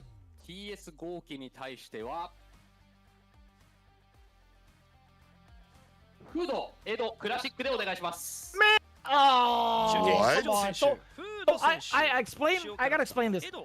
I like Daigo in the mirror match because I think it's a good test against like the rookie players. Not rookie in the sense of the season, but like the newer Street Fighter 6 players, right? TS has been pretty active, sure, in Street Fighter 6, but I think Daigo would have been able to dismantle the Akuma game, right? Just based off of like how he's been performing as an Akuma player these last couple of months too. He's been climbing up the ranks, in my opinion. He didn't have like a too bad of a shot in the last major he performed at, so I would have loved to see how he like tries to outpace TS with the fireball game primarily, but this is still more than a safe choice.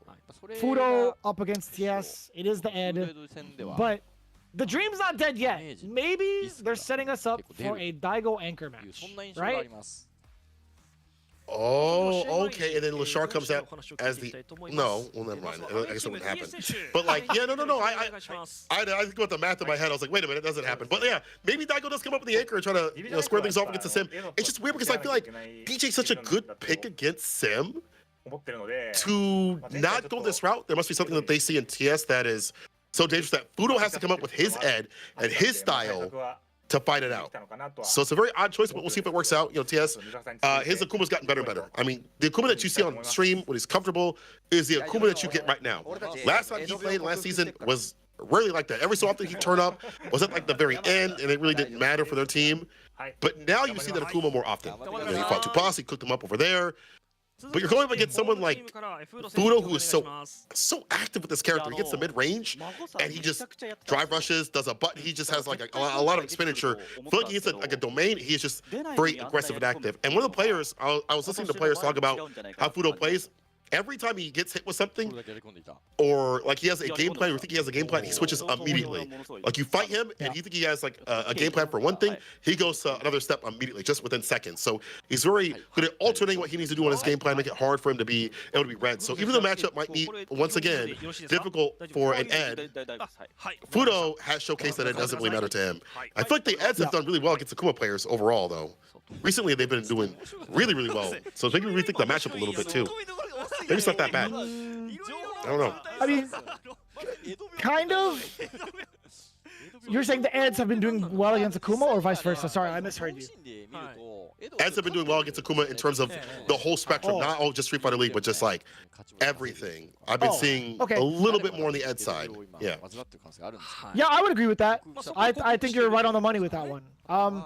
Even in the context of just like Street Fighter League in general, the last one we had from Division F was like, I think it was Momochi versus TS, and Momochi took that down pretty convincingly, right? 2-0. In the grand scheme of things, in the CPT in general, I think you're right. Like, if we were to go back to Division S, I think Day 2, I think it was like what, Sahara versus Eta, and then Sahara won that one. So that was another Ed versus Akuma match. The only time an Akuma had really won in Street Fighter League in totality thus far in these last couple of days, Shuto taking it over Sahara in week 1 of Division S, if that counts for anything. So the matchup more. Akuma players got to be studied up, a little bit ready. TS with a fantastic start, cross-cut DP, pay the toll, back throw. Things are adding up. I like this so far from TS. I can't get too much off of it though. The fireball! Great stopping point. Very safe 1-2 as well. If you try to drive rush, gonna get clipped and hit with the quick stuff.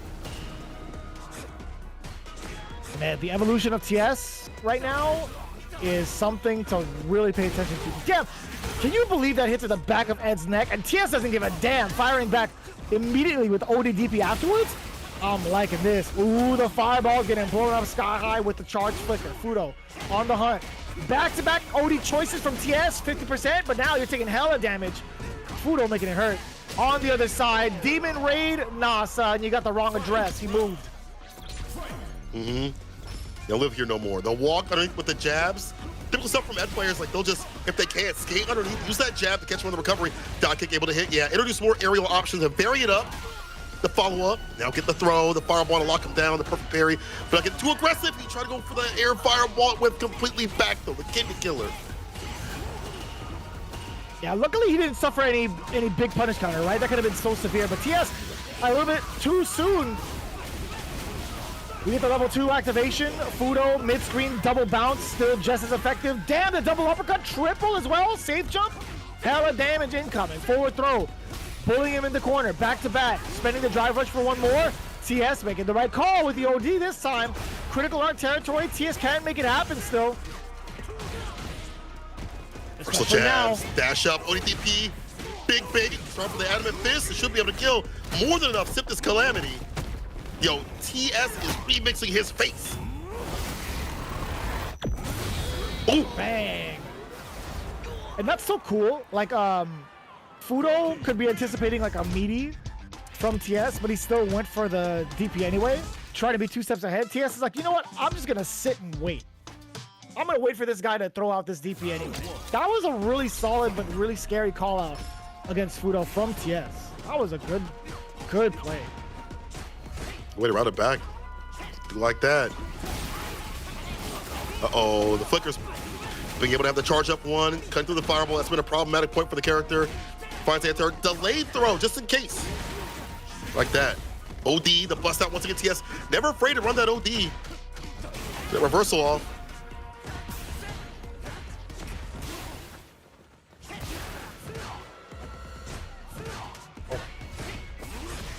Trying to find his way out of the corner. The trade and exchange in favor of Fudo. The amount of control that Ed has, it's so difficult for TS to throw something random in there against them. But yeah, it's been rather difficult. Nice work around the flicker, getting the punish counter, standing light kick. He had walked back for that exact thing. TS is looking rather different, man. And the delay, he is all over it. This is godlike. Yo, TS, son. TS, though. Look at that match point. I'm a fan right now.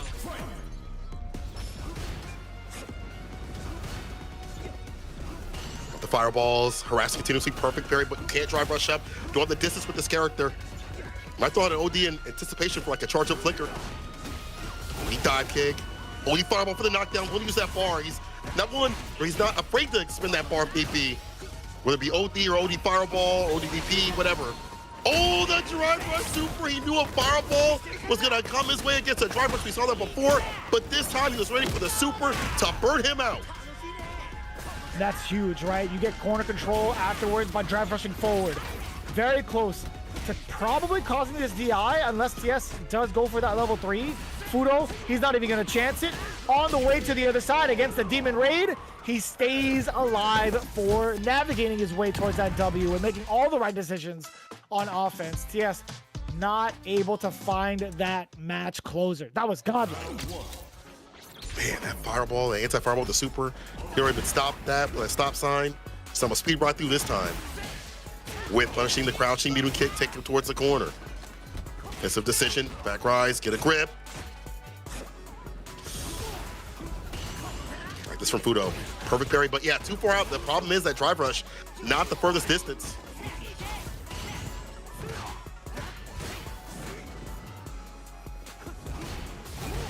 The amount of control that Fudo does have with all the screen behind him. Damn!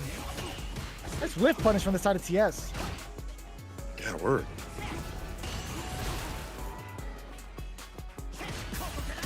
Okay, trying to shimmy him. The throw right after. We're going to tech that though.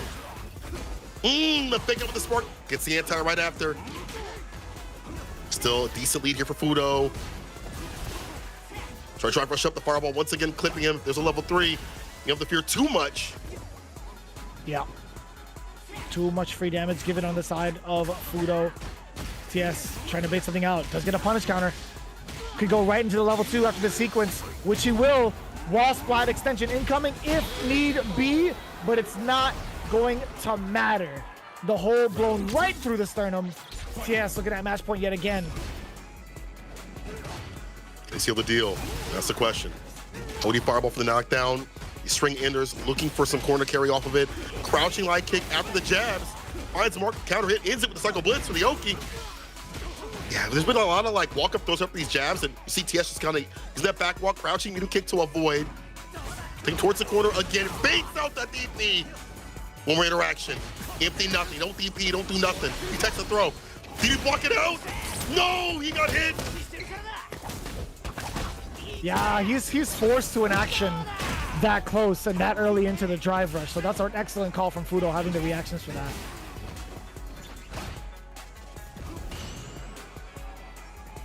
Level 1 on deck. Yes, keep that level 2. That level 2 though.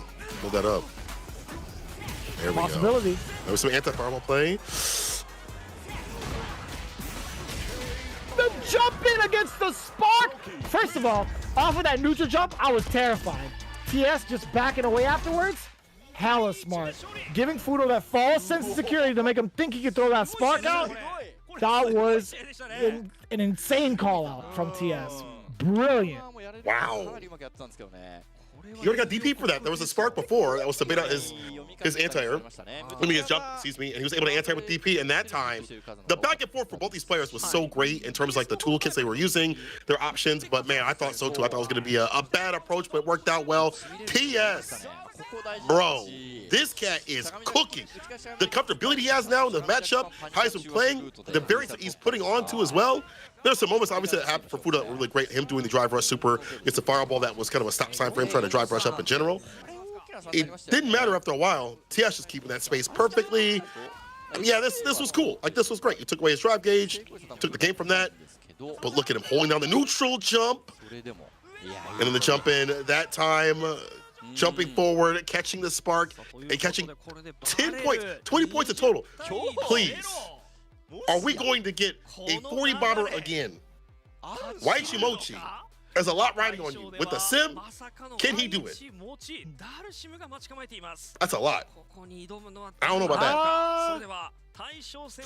I really don't think so. So if Lashard does come up as anchor, it's got to be Terry, I would imagine. Yeah.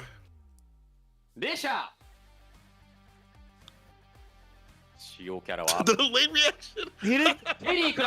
He's not gonna. Oh, Terry Classic, right? I knew it. Okay. So this just makes a lot of sense, right? Like, to be as straightforward as possible, Dawson obviously wants to play keep away. You know what blows that up sky high? Burn knuckle. Like, I know it's not as easy as that, but that's a pretty significant component towards like the benefit of Terry in this matchup. Like, I think this is a very difficult kind of thing for Dawson. Very difficult matchup to keep Terry away as Dawson, right? He has an excellent fireball. Slow moving if need be. His OD also lasts forever, can follow up behind it if need be, right? He has a faster one too to disrupt the timing of some of the fireballs that Dawson can throw out. Gap closer, pretty significant. The damage output, amazing. He has it all against this matchup. Yeah, I think his jumps are really good too as well. Like, I'm remembering like a lot of the Terry players, or people that were like trying to like transition into Terry, or having like multiple characters that had Terry on their side. They would willingly pick up Terry for the sim matchup, and as it was starting to develop, you started to see more of the Terry players be like, this is not so bad. Because if I burn knuckle, as you mentioned, I'm getting the knockdown. If I trade, no big deal. And his punishes on burn knuckle ain't going to be that fantastic that you're not willing to risk that. You know what I'm saying? Like, one hit into a knockdown, you go to town. Drive rush overhead, drive rush stand fierce with the plus frames, drive rush throw. It's going to end up better for you to run that against a whiff button. That being said, you know, someone like Waichimochi is willing to slug it out, and he's been able to take games in matchups that I didn't expect for him to take in general. So maybe we'll have something for him. He said Lashard coming out is quite a surprise for me. I thought Ken would be the pick for reject. So we thought Tokita would come up. You know, see the headband, bro? Like, you know, he was gunning for Mago in the real, but he said, but I'll have a game plan for Terry ready as well. So I'll do my best. Yeah, I don't know. Like, if I were to look at that composition, I thought it was going to be Fudo, right? Like, he thought Tokita was going to come up to anchor. I thought it was going to be Fudo, personally. But I think this is just as effective. Lashard Terry, I think that's totally fine. Like, as Mochi had mentioned, he was prepared for one player. He's still ready for the other one. I don't know, man. Lashard has been like a little different since he came back from both EWC and UFA, right? I think he's been paying a lot more attention towards Terry more so than Ed. Actually, both both Fatal Fury characters. Hello. I think he's been paying attention to those characters a lot more recently since his UFA top 8. So I don't know if Mochi's really prepared for this Terry. That's the crazy thing is, like, if Ed had to come up on or Mai or whatever, it doesn't matter. He will keep all those characters at their peak. That's how good he is. He's good at rotating, and when it's time to run the scary Terry, he knows it's time to get the job done. Let's see if Lashard can get Daigo to play that last game against Mago. Vertical. Use it, take it towards the corner. Waichimochi. What's your defense like? Blocking it out, looking for maybe a possible reversal or a perfect parry scenario. Too much space, though. Oh, big opener for Higuchi. Trying to create that space. The slide does get punished severely. Lashar, they get the forward throw off of the drive rush.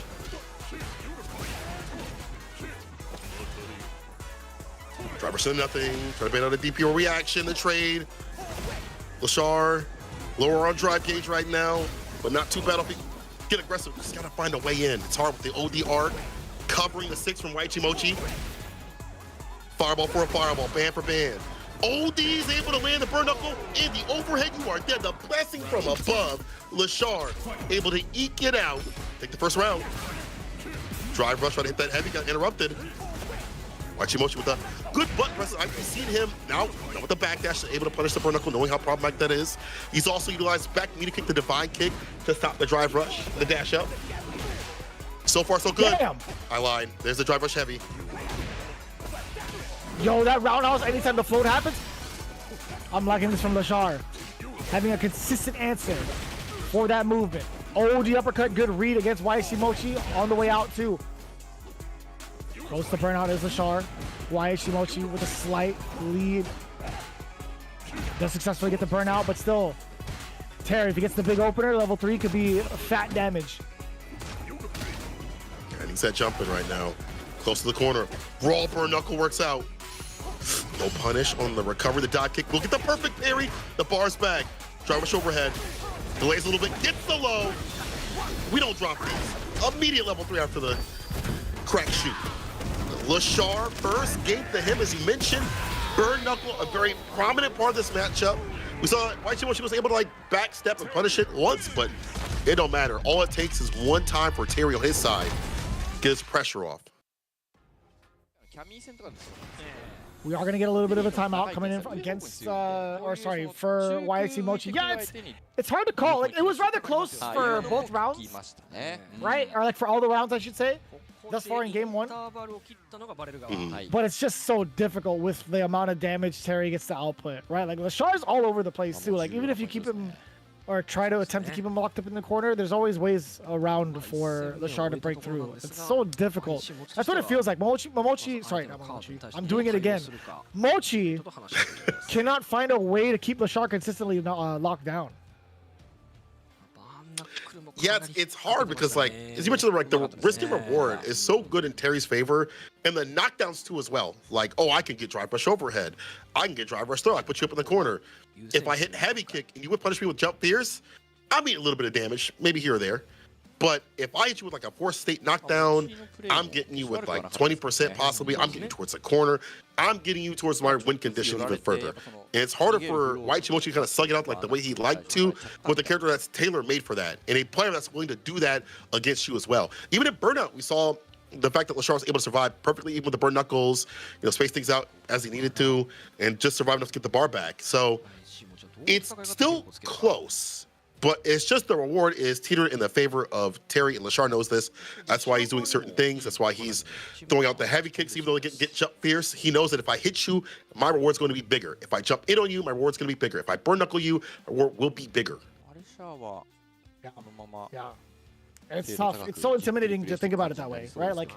You have to play damn near flawless against characters like Terry. And it also applies to characters like Mai, right? Which Lashar has.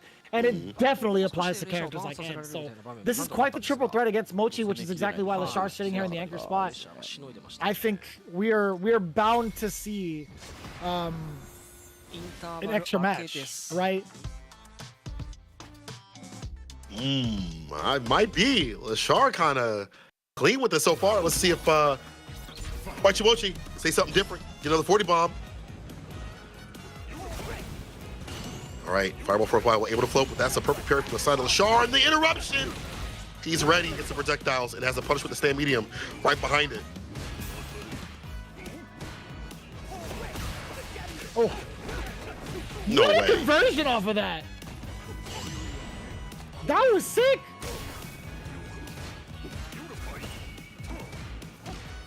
Ready, yo, Seikola, why is your son so prepared? Why did he pack his own lunch to school?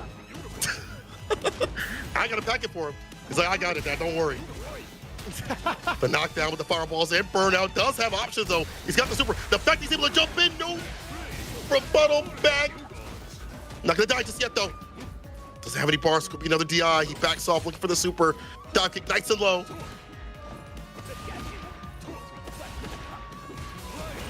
Double drive rush interrupted. Oh, so scary. Yeah, the back throw, Lashar still clutching it out towards the very end. Oh, that fireball back drive impact was pretty neat coming in from YC Moshi as well. But for Lashar to hold parry and then, like, you know, not DI right after, very clean stuff from him. Oof. Jump heavy kicks in the mediums as well, trying to find a button. See, as you mentioned, the variance of fireballs is hard. Buffers the crouching medium punch, has the drop rush right after, dash up, quick burn, walk up throw. Gets a little bit of bar back from all this aggression he's putting on. This corner session, he can hit a super. Where is it? Oh! Oh! Kinda scary. Damn, son! Okay! This guy's OD. Like, you may say he's your son, but he's looking like a grown man right now. This is wild. Yo, the DP against YC Moshi mid-air for the float. Getting bodied. That was a call out if I ever seen one. Hey man, they grow up so fast. All right. Wow. What waiting for that jump fierce and a button that most people don't even want to interact with. Or even the float state being faster, being able to cancel out the float even faster. They don't even want to interact with that. Like, man, he is, well, that time it went. But overall, Lashar, very strong in this matchup. Perfect parry, gets it back to repositions. He knows it's hard for this character to deal with the pressure that Terry can present. That's one of the reasons why drive rush, stand fierce, and overheads. You get the anti right there, blasting level 1. Quite a bit of damage done for YC Mochi.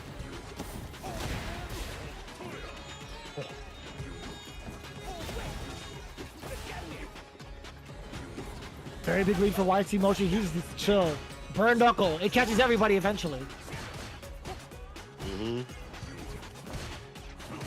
Guess Heavy would have loved to get a punish counter. Yeah, counter hit needs a little bit more. Catch a recovery on something. Oh, and I like that. Yo, Lashar! He was baiting that out for a minute.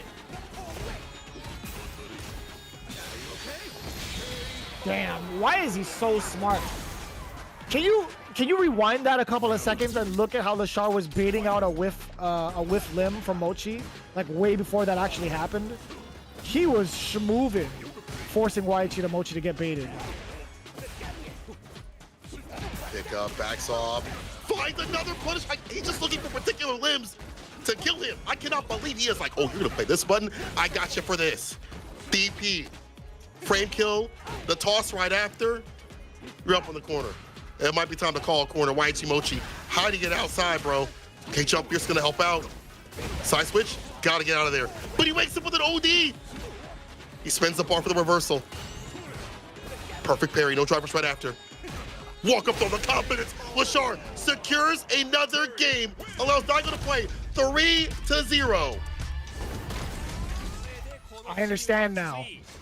Lashar not only did it for his team, he did it for the fans. You know, this cat is smart. He wanted to let Daigo play. Wow. All right, I ain't gonna doubt putting Lashar in the anchor match. My bad. You know what? My mistake. I thought Fudo would come up. I thought that would be the best pick. Lashar, you got it, bro. You were so well studied in that match. So look out for particular limbs. It's not even I'm gonna whip punish, stand medium kick, or crouching medium punch. Is I'm gonna be at this range after you play these buttons and these fireballs and these sequences. I'm going to catch you for that and get my reward. And how he survived that burnout continuously, maybe not that time. Okay, maybe not that time, Lashar, sorry. But most of the time, he would survive and burn out and stay solid overall. The fact is that he is just so well-versed in this matchup. Even the fireballs were problematic on the ground. He's got the perfect parries and be able to drive rush right after. The walk-up throw right here with the confidence. He just had it unlocked. He just had it unlocked. Good stuff, Lashar. I'm so proud of you. But now it means, what match is going to happen here? Daigo goes up against Mago. I'm so proud of you. That was good. That was sweet. That was real sweet. Yo, we get a matchup of legends. Mago versus Daigo coming up to bat in the extra match. For a lack of I want to say, I guess, a rebuttal from the previous two matches. The first time that we get a tiebreaker for this week's Division F matches. We love to see it. Mago Juri, Daigo Akuma. How do we break this one down? Well, no matter how the matchup is, you know, Mago will always go with Jury. I like that he has that confidence to always stick with his character and stick to his guns. We saw it last season where some matchups weren't so good for him on paper, but he was able to make the magic happen. Same with this. I think Akuma does well against Jury. You know, I feel like the fireballs are an annoyance for her. He's got some of the best in the business, so it's hard for her to stock up. You know, his neutral's really good against her neutral. He can whip punish her, stand fierce. Now that got you know, nerfed in a way where her box is out. Same with crouching medium kick. But the way that Mago plays, though, he is a footsie god, but you're also going up against another legend, another god of 2E. So Daigo has been getting better about finding the way he wants to play with Akuma. It's not just I'm throwing out fireballs, I'm playing the turtle style. It's more activity, it's more demon flips, it's more dashing forward, walking forward. And again, as mentioned during the esports spotlight, Daigo has a lot of weapons dealers that come to his stream and say, hey man, I got some tech for you. What are you buying? And he selects just the strangest punishes. So you're always learning something every time you watch him play. So I think he'll be ready for this. Yeah, I feel like it's going to be a coin toss between these two. I will admit, I haven't seen Daigo as closely lately. I've been watching some of his, like, his YouTube content, but I haven't watched some of his live streams. I've seen a lot more Mago Juri, and I'm inclined to believe that Mago is going to be way more ready than Daigo is, at least in these matches. In the realm of like Street Fighter League as well, we haven't. Have we seen Daigo play? No, yeah, we haven't seen him just yet, right? Am I tripping? I don't recall. Let me actually look this up. I feel like we haven't. I got you. Yeah. Right. So yeah, week 2, week 1 hasn't had the chance to play just yet.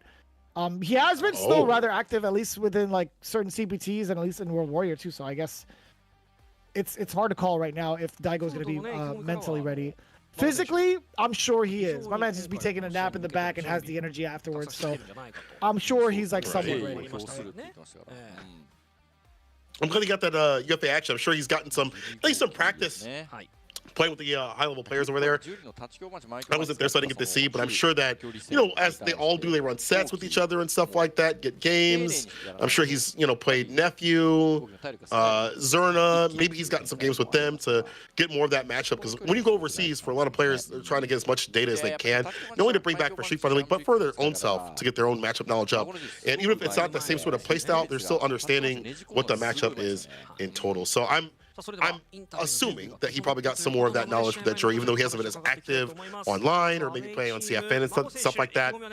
But on the reverse, Mago also keeping informed, which is good to see. You know, he's on his stream playing a lot more of the jury and trying to get that up, which is good to see him not always taking so many long breaks, which I can't even fault him for that much, because honestly, even if he does take a lot of breaks, he still works out well in the anchor position. Like, it's like, hey man, you've been playing other games for a long time, and then you show up Street Fighter League and you're still cooking. I can't say nothing to it. Maybe you have to, you know, take breaks to get your mind clear or something. I'm not sure. Yeah, I think that's fair. That's definitely fair. But either way, we are getting set up between Mago and Daigo, which is quite a rare treat, right? We're still seeing the remaining days of Mago. I think this is going to be his last September performance, if I'm not mistaken, in Street Fighter League specifically. I know he has something planned for Tokyo Game Show. I know he's going to be running like an exhibition there as well. But in terms of Division F, this is their last matchup for September. Will Mago put the rest of his power up to work against someone like the Beast? Do it. Like I said, our team was just fantastic. But the reason I'm at the extra spot isn't because I wasn't ready. I'll beat Daigo and show everyone about what I'm talking about. So he was waiting for whoever came up. I'm assuming he was waiting for Daigo or maybe Tokido. Either way, my man was like, I'm here to close things out, not because I wasn't ready, but to finish the job. And Daigo said, it's my first game, I'm ready, I'll beat him down. Ooh, Daigo talking that good. It's about time. It's about time. I need to see this man play. I have been itching to see what he's been cooking up for this season. Here we go. Game number 1. Mago encroaching in that space. Perfect parries aboard against the fireballs. Daigo getting the first knockdown off the OD. Stackers a stand medium. Nothing doing though. Forward Fierce connects. Gets the target combo in the drive rush. Oki right after. Yes, sir. Drive rush stand Fierce able to hit. I don't know what he did, but it's counter hit. Take Tatsu for the damage. O'Neal safe jump set up here. You're nice and close. You see him just gliding with the stand light kick. This character's walk speed is crazy and perfect KO. One of the longest ones in the business I've seen, but that's the way Daigo likes to play. Grind them down. And then the immediate change of pace, right? Look at how he's encroaching the space. And then it took so long for that first fireball to come out. Mago ready with the counter pokes though. Damn, that delay. The forward heavy punch. Blowing up at the delayed normal. You can't do a DI on that. You can't be DIing Daigo like that. That's disrespect. That don't feel right, Mago. So you were Magojo, but you're definitely a villain. Oh, the button trade wasn't the DP that Daigo would like to have. The charge of fireballs making it hard to get that perfect parry off the drive rush right after. So Mago content just to walk him down with the perfect parries and the parries whenever he can. Get in that range to close things out for the crouching middle kick. Uh-oh, counter it, staggered it just a little bit. On wake up, the low forward. Good call out. Oh. Another different look being shown towards Mago. We do get the punish counter just out of range. Daigo starting things off pretty well. Adamant Fist.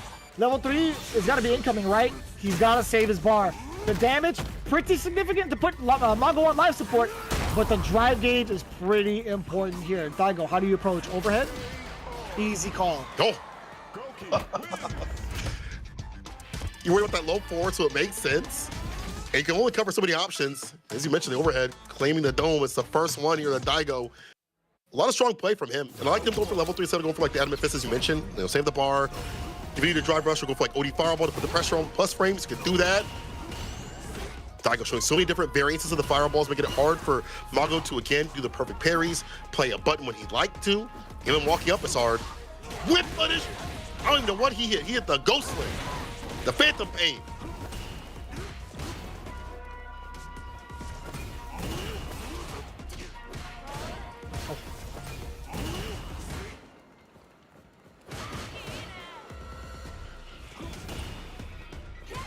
Very interesting now. Mago trying to look for a limb against Daigo. He's not going to give it to him.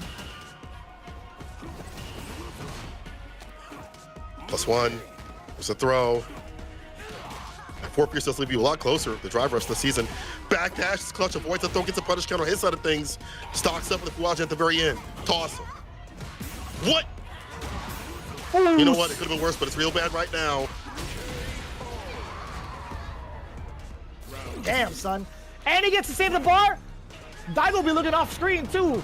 In between games, he's like, wait, hold on. I got to catch up on this episode of anime. On the other side. No, he's got hella damage, though, on deck with level 2. Already at that burnout state, though. Daigo, rather early, looking kind of Noah-esque. Mago, you force the DI on him? You can't do that on the elderly. Hold up. Back throw from Daigo. Driver's jab, able to hit him with the fireball. Too many of those. Nice and close and personal. Mago, a little bit more of that walk speed, encroaches in the space, and then does a drive rush. Look at that fireball from the equation. Oh my God, do not whip that low forward anymore, brother. You saw what could happen. My man whipped 2 throws, though, grabbing 2 demons, but not Mago. Here's level 2, rev it up.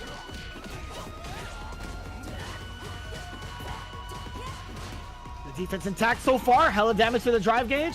Daigo still trying to withstand it, but no. The big opener now, Mago. Empty jump throw, another one incoming. Now the meaty. I lied to you. Would have worked. Trade. No perfect at the very least. But there's the trade once again. Mago taking the win and taking a better lead with a lot of more resources, obviously. And I do think that, like, The fireballs haven't been an equation just yet. Mago's keeping a little bit more compact and tight, so that fireball isn't part of the problem.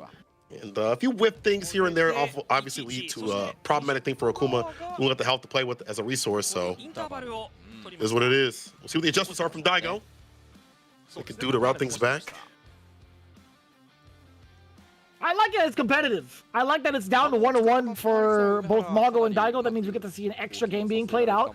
And genuinely, I couldn't be more thrilled. I'd love to see how Mago ends out his month. And in terms of like the point disparity, I want to see like who's gonna walk away with 30 this time, right? I mean, we've seen 2 back-to-back 40 ballers, but this needs to be right. It's a great ending, great sunset to Division F's game.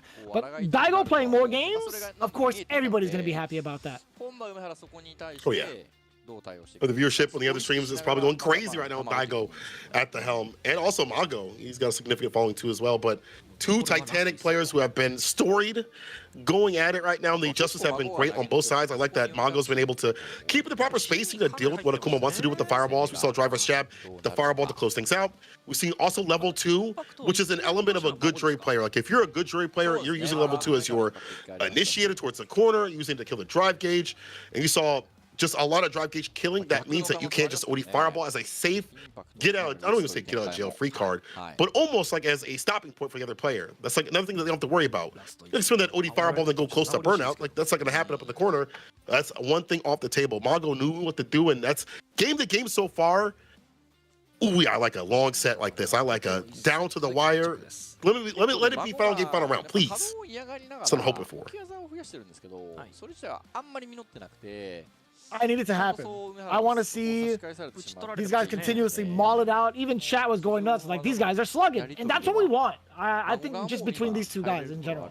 I want to see them like adapt back and forth. We're starting to see like some of the adaptations more so in benefit of Mago. We're starting to see Daigo not necessarily ready for some of the big normals that Mago has thrown out for like the whiff punish, right? Daigo has been very adamant about trying to whiff punish with something a little bit faster, like a 6-frame normal crouching medium punch, more so than like thinking about the ranges, right? Where medium kick would actually shine and, sorry, crouching medium kick specifically would shine and get these big whiff punishes, right? So with this final round too, I think Daigo, I want to see like what approach he has in the beginning. We've seen a lot of different looks already so far from Daigo. I know it's very eccentric to talk about him a bunch, but I think he's the one that's on the spotlight considering this is his first set of the season. So sort of semi-aggressive with both the fireballs and the drive rush early out the gate too. Big Sam Fierce though. Foot to face, Renko kick stock up right after it. He back walks away from a possible throw. Oh, I don't know what he tried to do. Wait, oh, OD fireball. Okay. But Daigo with the interruptions, the fireballs, Sam Fierce's variants. Back to this game plan of projectiles. As Mago will adjust. He just stays nice and compact. Baits off the ODDP for free. Easy bait of it.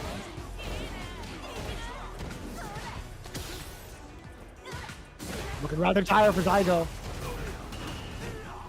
Does get Mago knocked him down temporarily, but you can't stop the DI. Daigo, actually Mago preemptively DIing against Mago's fireball. Couldn't really do much about it, right? But Mago off to a great start. Look at that match point. Tried to stop the drive rush with 4 heavy punch. Daigo just so quick about it. There's that 4-frame. Walk back, crouch. You're gonna kick, able to get the hit. Tatsu. Nice and close to get a throw right after this. Daigo trying to lock him down with the fireballs, but Mago walking up with the perfect parries. Taking as much space as possible, trying to play a button right after the 4 Fierce, but no target combo conversion. Towards the corner. That Fierce is a pretty big stopper into level 2. The drive gauge is going to be dwindled down just off of that DI combo as well. Low medium kick, big opener. Level 1 could be incoming if need be, but Daigo is in dire straits. The DI, can't help it. Going back to bed. Mago finishing out September strong for the big W. VARREL coming out the victors towards the end. Very good stuff on the side of Mago. There were moments where Daigo was trying to use like Stand Fierce buffer and a super. I saw him in the corner. Like even in the earlier game, he did Stand Fierce And as a counter poke tool, it's great, but you're kind of buffering that just in case, like they go for a DI, go for a super. So in this scenario, Mongo goes for level 2, creates way more variance when the DI is going to come through, because you have no idea. My man's doing reverse speed combos, he's doing instant overheads and stuff like that. You're like, well, when's it coming? What's happening? What's happening here? All of a sudden, DI into death. Mongo makes the magic happen. He said he was in that extra spot for a reason.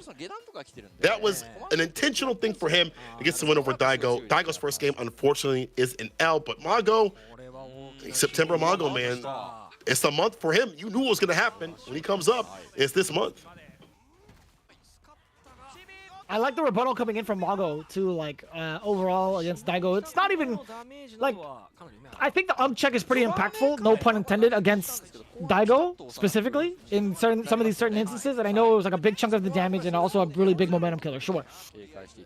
But I think overall Mongo's approach against Daigo with the pace that he's been playing at was rather smart to be aggressive, and also knowing when to kind of pump the brakes and wait for like a drive rush, right? If any moment Daigo tried to out Street Fighter 6 him, out Street Fighter 6 Mongo mechanically, I think he was going to be ready for that too. So overall, Mongo just took a little bit of time trying to rev up that engine, but managed to outpace Daigo pretty darn well towards the end. Mongo landing 30 points in total for his team. VARREL with 30, Reject with 20. Not a 40 bomber, but again, another high-level team that people had put their faith in walks away the lesser of today at the very least. But 20 points not that bad, but maybe not where they want to be. Bashar had that one match in the anchor position, but it all came down to the final, and Mongo with the pop-off. This is the worst part. When Mongo wins, it just is 10 times worse, because you know he's popping off crazy during his interviews especially.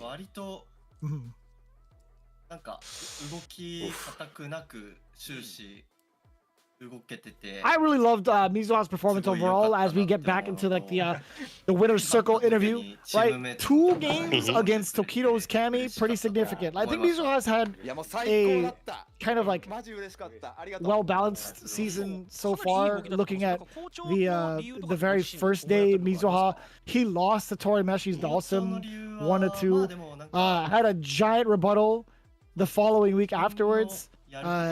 He managed to get 2-1 over Higuchi's Gao, which is pretty impactful, honestly. I think, like, side note, Higuchi's had one rough season thus far, but it's cool to see Mizuha adapt. I think, like, all of his callouts against Tokido specifically were rather strong. Yeah, the way he played was definitely more patient and paced than what we expected. I like that he snuck in a few like risky things like the backswing blow and some other methodology too as well with drive rush back medium, which isn't really like a risky thing but more of like an initiation tool. They don't typically see him utilize. But I like that the evolution of his play, right? For consistency. And Mizuha says, I was really relaxed throughout the game, and I was happy the team was happy for me winning. I was speaking out on all things I wanted to do and trying to do, and the team was speaking to him during that. So he was like, hey, I'm probably going to DP here. And the team was like, yeah, do it. It's going to work out. Yeah. So it's great that he was able to play calm, especially against someone like Tokido, who is so good as a dissector in terms of picking apart what you want to do and how you play. It's good that he wasn't being able to be read. Like, Mizuha wasn't able to be read. I don't. He was able to keep calm throughout the entire match.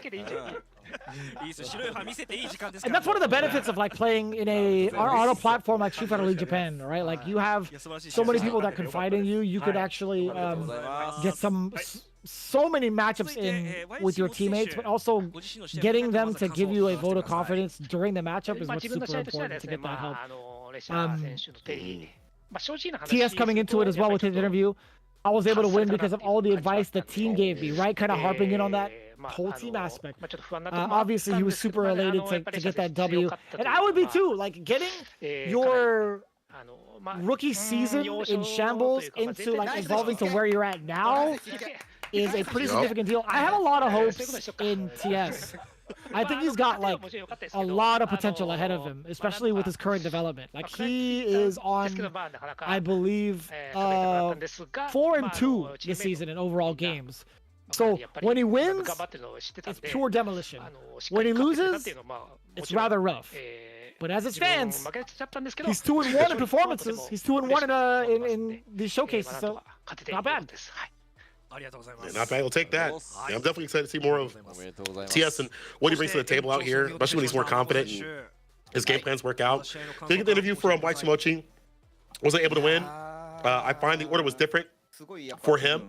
It was best if I was able to win, but the team was able to win because I was facing the biggest threat, Lashar. Great win. He was like, you know what? I'll take that arrow, bro. Right here, I got you, team. But I mean, it's one of those things where if you have to fight Lashar, obviously, I think he's the biggest threat, bro. Like, that guy is going to be difficult to have to deal with. He's going to dissect you in a different sort of way than Tokido will and take away your buttons. What you want to do is your game plan. So I like the fact that he was like, I'll take the bullet. If it's got to be somebody, let it be me, the sim player, to let Mago go up and get his win, which is what we're getting for the interview right now. I'm sure what he's talking about against Daigo, which was a very fun match to watch. I almost wish it was longer. I almost wish it was the anchor mesh because it was only first to two, but seeing Mago get to fight Daigo on his very first run and get the win, using all the elements of jury, it was nothing short of amazing. I love the way he threads the needle both on offense and defense, like as Jerry. Mago makes some very interesting decisions on defense sometimes, but his offense is like it's so hard to predict. Like he'll even throw out. There was one instance where he threw out forward heavy punch against an opponent as they woke up, and that's not necessarily something that you see too often, but it's to blow up any sort of delayed normals. Like if you think about it, like if he were unsuccessful with that, he'd be punished. He'd be -4. Sure, he could cancel out of it for drive rush, but also then you're spending so much meter, right? So some of these offensive reads that Mago does have are pretty spot on and pretty strong.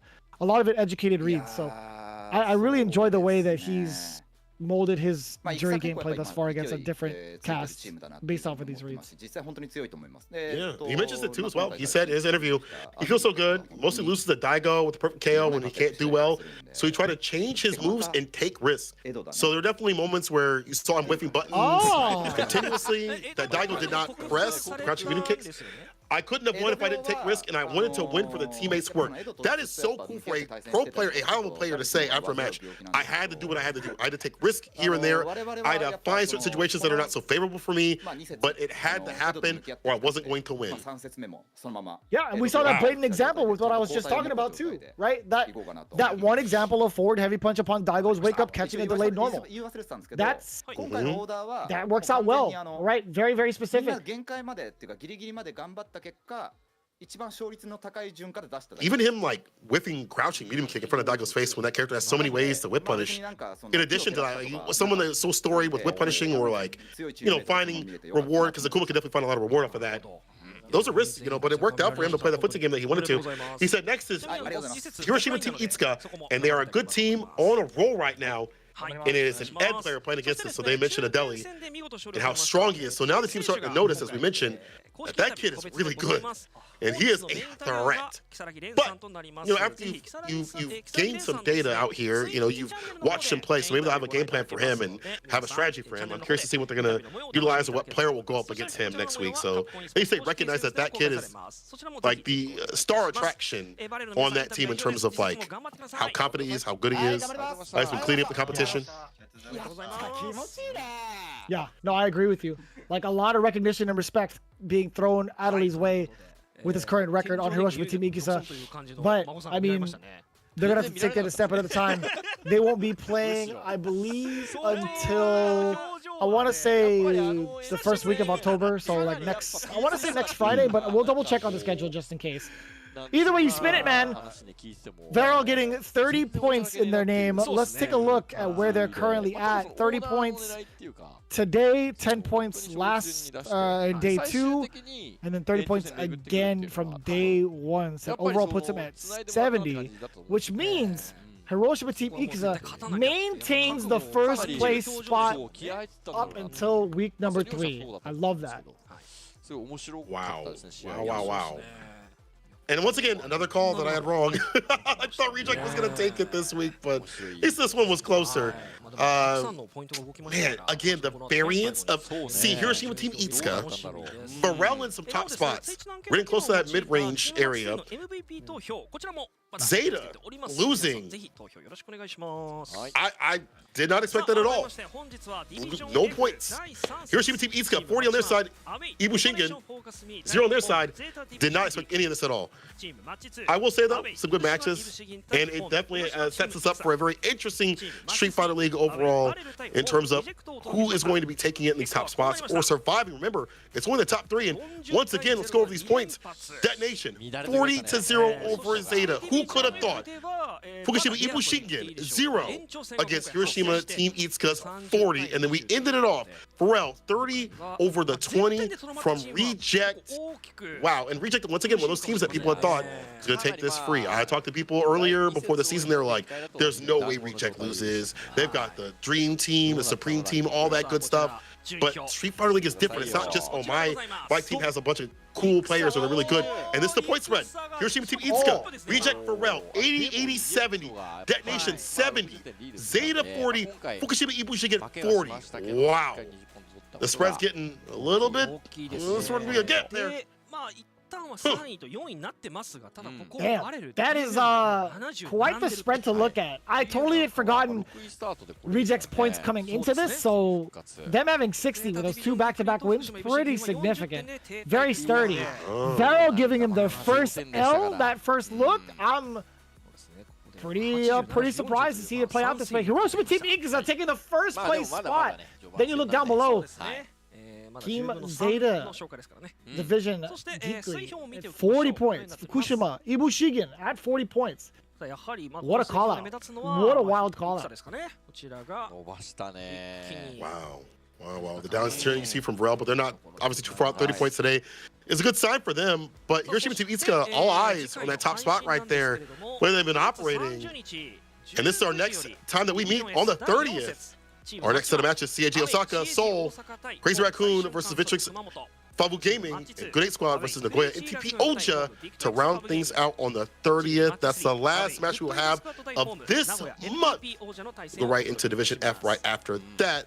What Mongo was talking about, which we'll get up on the screen.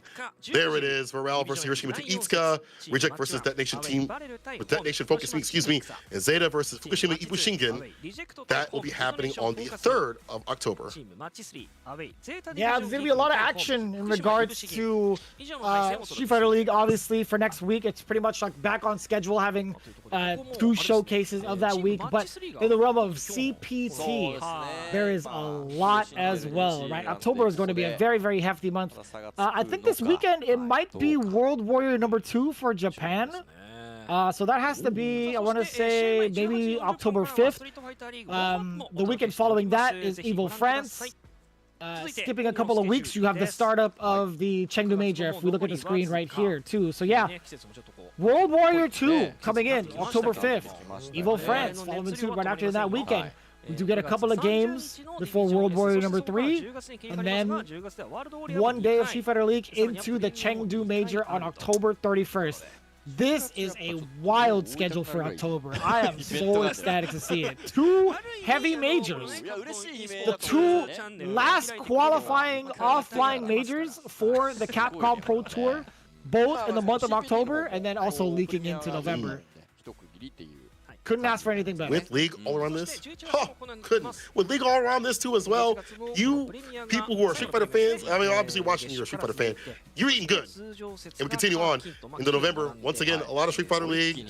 Already mentioned the Chengdu tournament. And of course, the 4th World Warrior for them will be at the very end of the month, the 30th on November. So there's a lot of action. If you're a player in Japan, you have a lot to compete for. You have Street Fighter League, you have World Warrior. You're trying to get as many points as possible too as well if you're traveling to these events. Evo France, the Chinese tournament too as well. There's a lot to think about, a lot to consider. And in between all of this, actually not even in between, coming up, what am I talking about? We have C Viper at some point. We'll be talking about that real soon, but Tokyo Game Show will be this week. I think actually tomorrow will be when they drop the trailer, because they already announced that on the Twitter sphere. I don't know the exact time, but you can look there and figure that out. But there it is, Tokyo Game Show, which you're going to be at. All those games, Onimusha, oh man, I have to take a trip next year. I'm missing games like Onimusha. Like, that's one of my favorite titles. But anyway, good to see Street Fighter that's out here, joined by the rest of Capcom's greatest. Yeah. I'm looking forward to all the new Resident Evil news. I'm obviously excited for Sea Viper. I want to see what Pragmata is about. Actually, seeing all those trailers for it, it looks really cool. Onimusha, obviously a given, but low key though, Mega Man Star Force. I want to see that that re-release, but I want to see Sea Viper more. Hold on, let me adjust my face on this one. Sea Viper is coming out real soon. I'm very excited to see it. I think she's phenomenal. I love her new design. I love her toolkit, and honestly, I think she's gonna work pretty well in Street Fighter 6 if she's anything like her 4 counterpart. Very excited to see it. Success, all the cool collabs and all the cool things that you get out there. So once again, I'm not able to get out there to grab that. But if you are out there, Tokyo Game Show, excuse me, grab some of those stickers. It's an online program. This is when it's going to happen, people. So you'll be able to do the translation on your own side of things. But this is when they're going to show off the trailer, amongst other things for Capcom stuff. So you'll see all that on that online program. And they're going to have a showcase battle. There's a variety of characters I saw. It was like NL versus Tokido and a bunch of other ones. Tokyo Game Show. So we'll be seeing some of the offline action happen with some great exhibitions. You can see it officially, DRX Lashar on this slide, by the way. So I'm glad we got that under wraps. We got the big exhibition, right? I mean, involving Shuto, Tokido, Lashar, Aru, gonna be commentating the whole thing.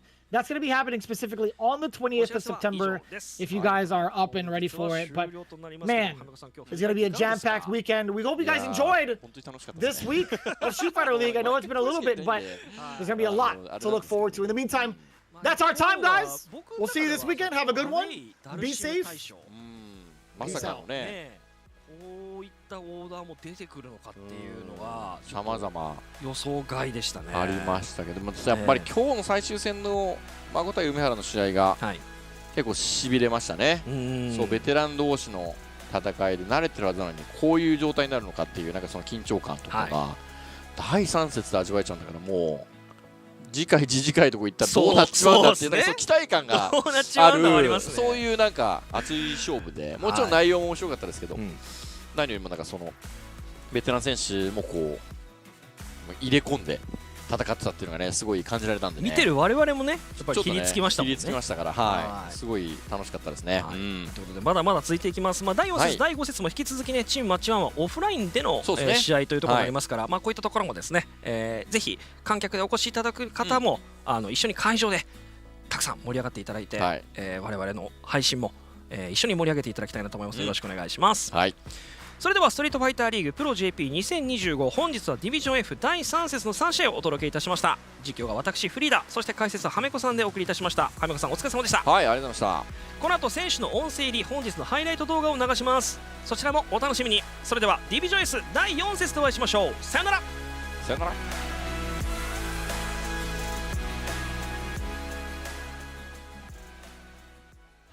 さあ皆さん盛り上がってますか。うわー、レッツゴー。ありがとうございます。さあ現在10ポイント差となるこの両チーム、DFM そしてゼータディビジョンギークリー。まずはこの第3節先鋒戦板橋三元2人光る見ていきましょう。お願いします。完璧です。シシルイルイ。さあまずは光る宣言通りといった試合運びで帰宅。バートこのバート状況めくるの。さあ一旦は止めるんだこれ。シシルイルを出したが最後の最後で惜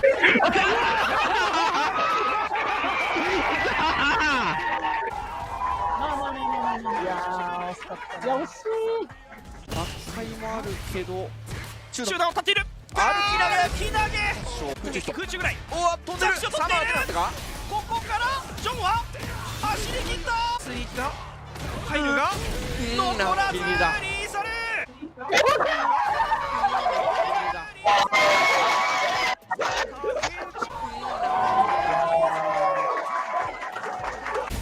フラインでも当然のようにシードリ完走。インパクトだ。大逆転をこのドリームで。そしてシミ画面端空中機構症のダメージを使っていく。リーサルドライブ踏んだ。51全てのリソースを使う。残るぞこれ。残るぞこれ。モモチの体力蒼天ランカ残った。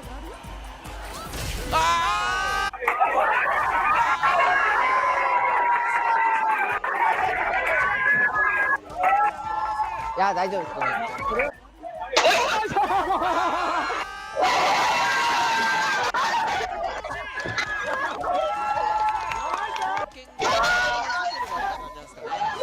このチームマッチマン第3節デトネーションフォーカスミーは40点の獲得に成功です。これで勝負です。非常にチャンスを作ったぞ。どう削るかだな。 C がありますからね。インパクトを投げている。うますぎる。うますぎる。キャノン拾っている。パーフェクト。良すぎる。完璧。強すぎる。まあ何もなかったね。何もなかった。さすがです。さすがです。リン。今はできない。ボディで触ってきての台風。お見事。まだ画面端。さらには体力が残りわずか。ここでも台風。ナイス。焦るんだよな。絶対焦ると思ったんだよな。でもうまくいった。きた。崩している。まずはトイレシに対して大きくリード。まだ画面端だ。うわ遠い。うわ投げが使ってしまった。いやーどうもいやーしゃあないな。あーナイスさこれは。おっよっしゃー。40。よっしゃー。準備は整ったようです。本日のディビジョン F 第3節最終戦です。あー、中足を踏まれてしまった。そしてここではしゃがみ攻撃を。おおいしいキル。ナイスナイスナイスナイス。いや水が過去一の動きでした。踏み勝ちますね。そうこれ再持続タチューパンチは程度の無敵を下げることができます。上だ上だここでおーナイス TS 最強。いや嬉しいこれは。マジで強い。いやマジ嬉しいなこれ。いやよかった最高。怖い回復。ジャストいったら空中外。中段いいガード。中段立っている。中段しらっしゃ走ってきた。そのまま3ゲージ投げも降りれない。グワー踏み込んできて歩いて投げ。おいありがとうございます。ありがとうございます。ありがとうございます。相手が梅原ってことでしっかりと勝ちに行きたいなと思ってます。初試合なんで、まあそれなりにこう緊張というか高揚感はありますが、結構準備してきたんでいい試合ができると思ってます。ここではドライブがわずかなので間がつきまで。しかし愛知中段は立っている。そして愛知置き攻めまだ来る。バーンとしの梅原インパクト。